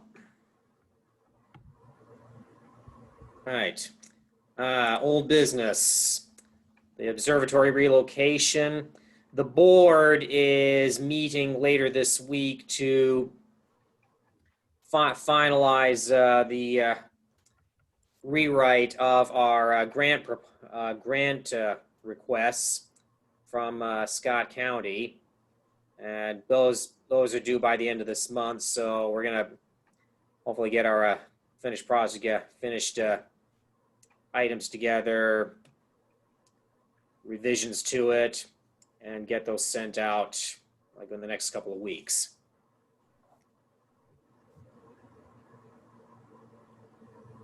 New business, developing social media presence. Of course, Jason's not here, so I have to put that on hold. And yes, once again, we need ideas for presentations for upcoming society meetings. So if anybody has an idea for a presentation or anything they'd like to learn about, then please let us know. And let's see, planning for EISP, kind of covered that earlier. Virtual event to introduce different kinds of telescopes. Yes, we keep talking about like sort of astronomy 101 sessions as part of our public events, introducing how to use various kinds of telescopes or other ways to introduce beginners to the field of astronomy. So yeah, right now the plan is to talk about at least a couple of kinds of telescopes at our next Jens Wendt open house. Does anyone have any further thoughts on this Astronomy 101 intro presentations?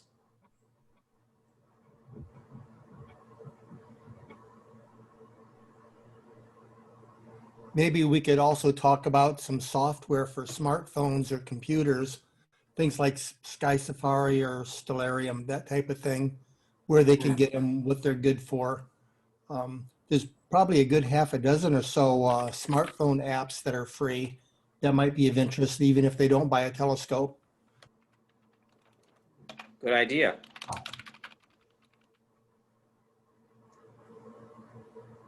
Any other ideas? Maybe even some, as much as I don't like it at all, maybe some smartphone astrophotography.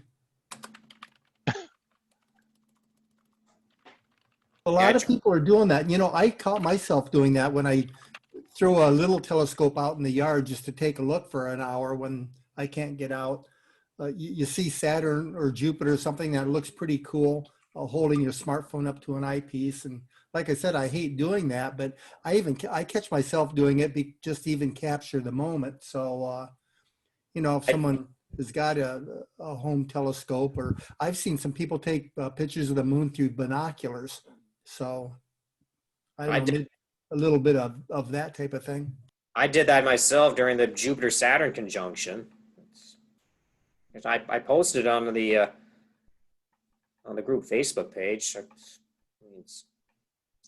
Yeah, I mean, you can trash talk it, Jeff, but when it comes down to it, you're talking about a 105 megapixel camera that has a smaller field of view than a webcam. If you can figure out how to aim that planet into there, it's going to smoke an FLI if you know how to process it.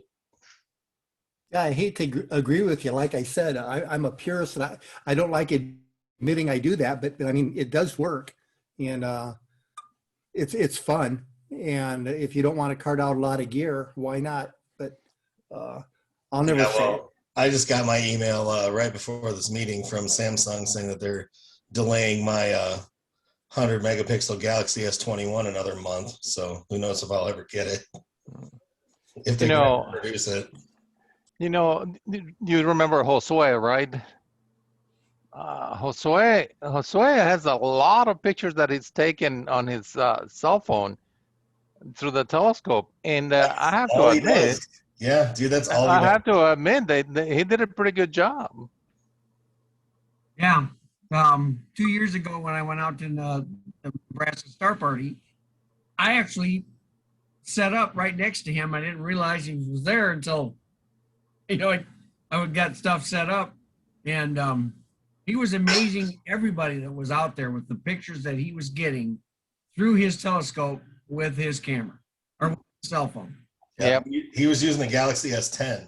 Like, we're 2 generations past that now. So, and they've come a long way in those last 2 years. Trust me. I think my main reason I dislike it a whole bunch is because it makes me feel bad that it's rivaling my $2,000 I spent on my CCD. Well, you know, don't worry, Jeff, cell phones are pretty close to 2K now anyway. Yeah, it all depends on where if you're talking about deep space objects, there's no way you can rival a good camera with the phone, right? And this is just more for the bright objects like planets or maybe some clusters or stuff like that. So it is good. I mean, and if you can do it quickly, you know, without having to set up a lot of stuff and do a lot of calibration on stuff like that, more power to you. He was if you got a phone that can shoot 8K video at 240 frames per second, show me an astronomy camera that is built for that. Like, they don't exist. Well, and then a lot of these guys are going the next step. I see on Facebook posted, what kind of software are you guys using on your cell phone to stack and to process? And I'm thinking, oh my gosh, you're imaging, you're stacking, you're processing, and you're doing it all on, you know, something the size of a pack of cards, you know. Yeah. No, once again, like, you're talking about, you know, these Samsung phones, they have 8-core, 4 gigahertz processors, 12 gigs of RAM. It'll do it. Yeah. Josue was he was showing me one that he had, and it was like a 15-minute exposure that he did with his cell phone. And it was a deep sky image, and it was amazing. Yeah, and I'm getting in a bad mood again, so I don't want to talk about it anymore. Yeah, Samsung phones have The video sensor has adaptive cooling on it, so it actually has a Peltier cooler in it to keep you from getting noisy. And he's probably not taking a single 15-minute shot, but the phone itself is smart enough to take 30-second exposures and then find neutral black behind it. And yeah, it's crazy, Jeff. It's crazy. I wonder if you can have somebody remove the Bayer matrix so you can make an Astro cell phone out of it. You may not need to. You may not need to, man. Like, you're never going to get rid of the infrared filter or the UV filter, but I'm sure somebody can come up, because Android's open source. Somebody can come up with something that can ignore the Bayer matrix. Well, and think how cheap nice filters could be if you could make it monochrome, because you only need a filter that's 1/4 inch around. Well, they already exist. See, you're overthinking it already, man. You just put that on the eyepiece because it's all afocal anyway. Okay, you're making things worse.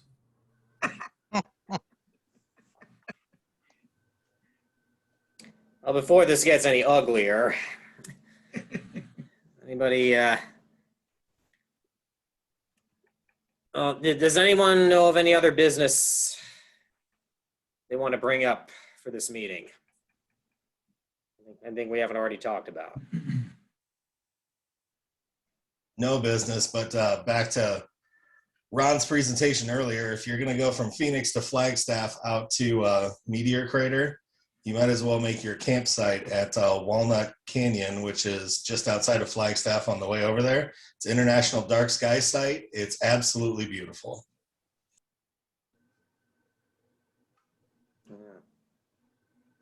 Even Flagstaff itself is surprisingly dark at night, thanks to the strict lighting codes they have in the city. Yeah, I think that all of that is what made Walnut Canyon as dark as it is. But yeah, 100% agree. And then, like, when you're up on top of Walnut Canyon, all of the horizon is below you. It's, I don't know, bucket list. If I ever get back out there again, I'm bringing my gear for sure. Yeah, my first star party was at the Grand Canyon. Amazingly enough, even before I knew about your club. Maybe we ought to talk about planning a star party field trip, head out that direction. I think that's a great idea, actually. I mean, last time I was out there, I didn't have time to spend more than half a day at the Grand Canyon. I'd have loved to have been out there longer. So what was that called, Matt? Walnut Ridge? Walnut what? Walnut Canyon, you said? Walnut Canyon. It's just that it's literally like if you're heading back from Meteor Crater, it's the off ramp before you get to Flagstaff. It's pretty close to Flagstaff. Maybe we could have a star party event at Walnut Crater and then have day trips out to the Meteor Crater. Yeah, then go to Flagstaff for Del Taco in the middle of the day. It's at like 6,500, 7,000 feet. So like if you actually want to go down into the crater, I made it probably 500 feet down before I thought I needed to go back up. And I might have made it maybe 100 feet back up before I had to stop. Like, you are up there. The path that Ron was talking about, we walked that at Meteor Crater and it was no issue. It was actually hilarious when I was out there because it was probably 42 degrees and I'm wearing shorts and a cut-off t-shirt. I felt great, like out in broad daylight, and everyone else is like legit bundled up with scarves on. I felt like such a foreigner. Yeah, actually, when I think we left the crater, it was probably in that 48 to 50 degree range. And we got back to Phoenix and it was like 78 degrees or something like that. 80. Yeah. Yeah, it was about 30-degree difference. So it's Oh. incredible. The elevation makes all the difference. Right. And it was actually, there was in Flagstaff, there was snow along the interstate. So yeah. So yeah, that's a big difference. We went to Phoenix from the Grand Canyon and it was 120 while we were in Phoenix. And then when we went back to the Grand Canyon, it was like maybe 66, something like that. It's like, wow, that's a 60-degree difference. I will not go to Arizona in the summer. No. Oh, Well, no, if you go to Flagstaff and you go to that area there, it's not too bad. It's pretty cool. But if you, no, you If you cannot stay, be in as long as you Phoenix. stay there, yeah, but You're gonna be in Phoenix now. no, thank you. Yeah, everybody says it's a dry heat, but so is your oven. It's heat. Yeah, it's still hot. Doesn't matter what It's it's. still hot. Yes, it is. Yeah, but there's same something people. about not having to peel your clothes off as opposed to just taking them off, right? Yeah, I suppose, but 120, as you pointed out, is 120. I've been in Phoenix in July. It's insufferable. But when we were back there, and the one time I went to Meteor Crater, like what Ron is saying, was mid-November. I think it was in the mid-90s when I was in Phoenix, and then it was in the 40s up at Meteor Crater. I was totally comfortable in the mid-90s in Phoenix, but when I moved my sister down there, and it was 120, that's absolutely insufferable. You see people standing there waiting for the bus with 2 1-gallon jugs of water in their hand in a puddle of their own sweat. Like, no, this is hell. It really legitimately is.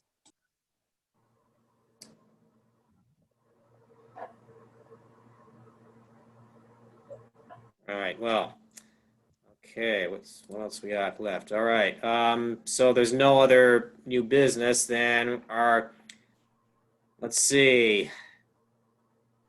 Our next board meeting is April 7th. Our next regular meeting is April 19th. Where'd I go? Here, all right. And there'll be Zoom meetings again. And so if anybody has any agenda items they think should be brought up for the next board meeting and general meeting, please email them to any member of the board, and we'll look into them. Is there anything else? Yeah, can I borrow you and Sam after this meeting for a little bit? Okay, yep. Anything else? I don't have anything. It was great to see everybody tonight, seeing all your faces for a change. Yes. So there's nothing else. Do I hear a motion to adjourn? So moved. Anyone second? Second, All right. Was there any objections? Let's call it a night. okay. Good night. Good. Great job, Ron. Thanks. Thank you so Thank- much. Yes, thank You you. bet. Yes, thank you again, Ron. Yeah, thanks, You're Ron. most welcome. Most welcome. Yep. Stay safe, everyone. Yeah, you too. You too. Yep. Bye-bye. Bye-bye, everybody. Bye-bye. Bye. See y'all later. Take care.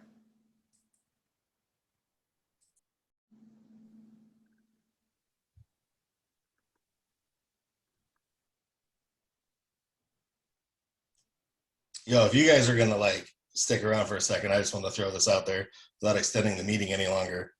If we're gonna go on a field trip, Jeff, we should cash in some of our goodwill with Levy. Let's go there. We can do that. Yeah, I don't mind contacting him at all. If we don't do it during the star party, I don't know why it would cost us anything other than traveling out there. That's what I'm thinking. Yeah, like just hang out and go party down there. And Jim, I know Jim and Baker have brought it up before, and it wouldn't be like a legitimate club function, just something you could offer to people that were interested in doing it in the Quad Cities. But let's rent one of these 6-bedroom houses down in Sky Village or something, you know? Okay. I can even see if either Scott or David can help us locate something and get some kind of a discount through them, maybe. Yeah, I'm just throwing it out there. I love that idea. If it happens this year, it happens. If not, like I'm totally down with it next year too. But I think Now, that'd be great. are you thinking of, I can't think of the name of the area that he has a star party, the dark sky party, or are you thinking about his Jarnac or whatever it's called? I mean, either or. I'm just saying, like, if we have a way to kind of leverage that connection to get us somewhere pretty cool, let's do it. Otherwise, like I mentioned, like just talking about Walnut Canyon, it's not a national park. It's a national monument. So like Pipestone or I don't know. So there's like national historic places and national parks, and then there's national monuments. So Walnut Canyon's a national monument because there's all of these, I don't want to call them ruins, but I guess like ancient indigenous culture that lived down in the canyon. But it's not that big of an area. But up along the rim of the canyon, they have primitive campsites. Like, I mean, they never have like hardcore with sewer and power campsites at national anything. But if you were willing to do it, to set up, if you had your own power and solar, that'd be an awesome place.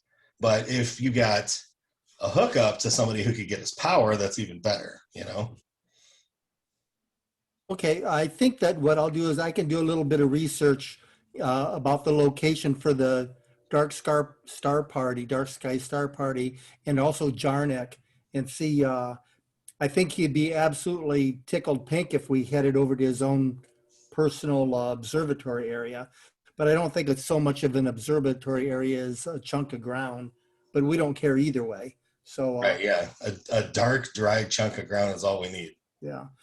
So we can look at that, then we can talk about it, us four or whatever, and decide which. And then, like you said, maybe we can put it out to the club to see who all's interested, and then see what we can run out there. Like you said, a house or something. I know Jim's done some work on that, and I thought we had one other club member that, maybe it was Mike Umbrello did some research on that. I don't know. Yeah, I remember at least Jim and John Baker looking into it, but that's all I want to throw out there. Perfect. Good meeting. Thanks, Robert. You did great. Okay, Thank you. thanks. Bye. Okay, what I wanted to say was, for Eastern Iowa Star Party, since we're probably not going to spend money and we'll probably collect a little bit, I'd kind of like to buy a small telescope to raffle off at the meteor shower party. And we could hang on to it if it's canceled because of COVID, because I think we've got a little bit of money to do that. And I think we made some money on that when we did that last time. So I think that I figured, and I could be wrong, I thought that even if we bought the telescope, it was donated to us by Celestron for the Star Party, and we were kind of embarrassed to use it because it was very much a beginner's kind of a scope. Yeah. I think that I figured we would have made $150 even if we bought it. So the reason Well, I'm saying we got funds for the event, on the events that we were going to use for the Star Party, and obviously we're not going to have to use all that money for speakers or anybody. I mean, we're like $618 right now. I don't see any reason why we couldn't spend some of that money to do that. and I'm bringing it up now because it is so hard to get any telescope right now because they're all back ordered. So I think we have to start, finding what we want to do and placing an order immediately if we want to try to have something by August.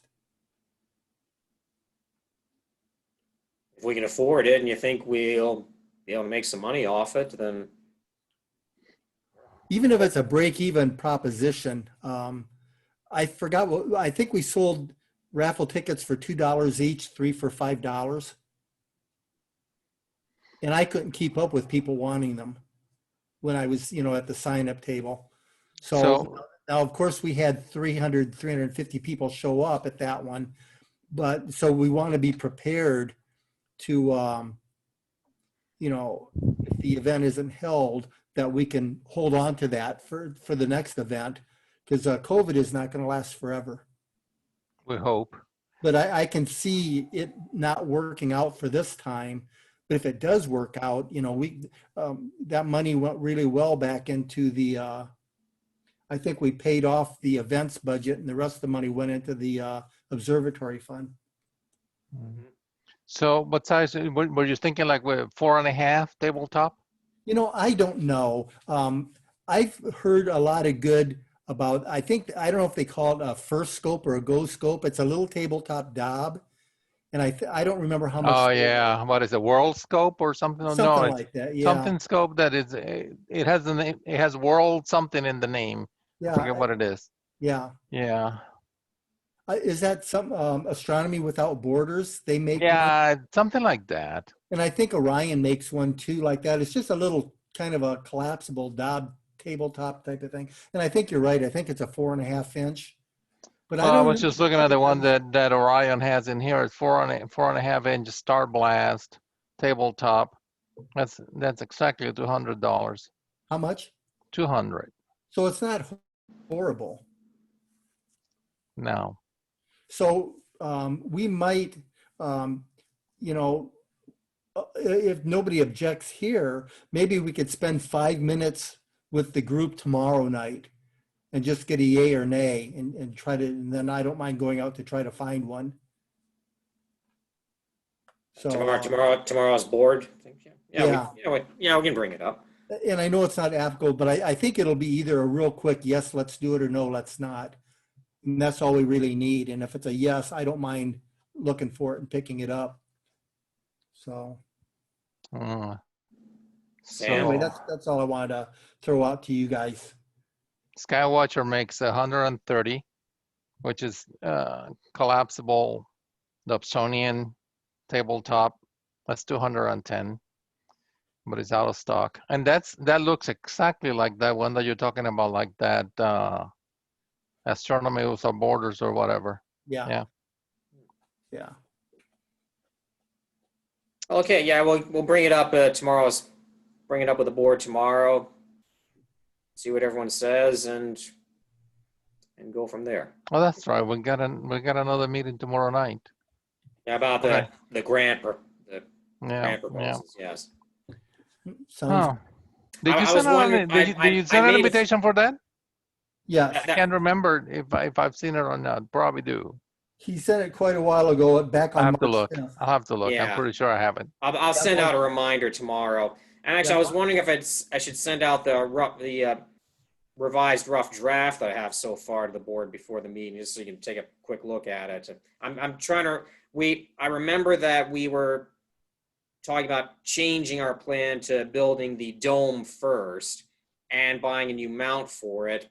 I couldn't remember any further details about that, so so my current draft isn't quite finished in that regard. Yeah, I think that we were going for trying to figure out what would happen if we got 10,000, and then figure out what would happen if we got an additional 10. 25,000. I thought it was 25 and 25. Yeah, 25 and 25. Okay. It was something like that, yeah. Yeah. So anyway, so yeah, which would mean the dome and a mount, and I don't think we could. Maybe we could swing Jim's scope in with that, because we do have, like Sam said, 6,000. So if we got 25 plus our 6, that's 30 would get, his scope Okay. and move that. And Actually, we got 6,900. yeah. We're pretty close to 7. Yeah. So at any rate, then of course, then Jim's scope would move over to the other building if we got the other 25. So it would be just kind of organizing it so it made sense, so that when we talk to the grant people, they would see where the money was going without us having to buy something we don't need, or, really Yes, going off of the plan we we all. feel we should be specific about where the money is going. Yeah. Okay, so yeah, I can attach my rough draft to the reminder email I'll send out tomorrow. Just if you have time, just take a look at it, see if there's something to start with. Good deal. Okay, sounds good. Okay, thanks much, guys. Okay. All right. Good night. See you Good night. tomorrow. Good Bye. job, Robert. Thanks. Thanks, Jeff. Yeah, bye-bye. Thanks, Sam. Bye-bye. Yeah.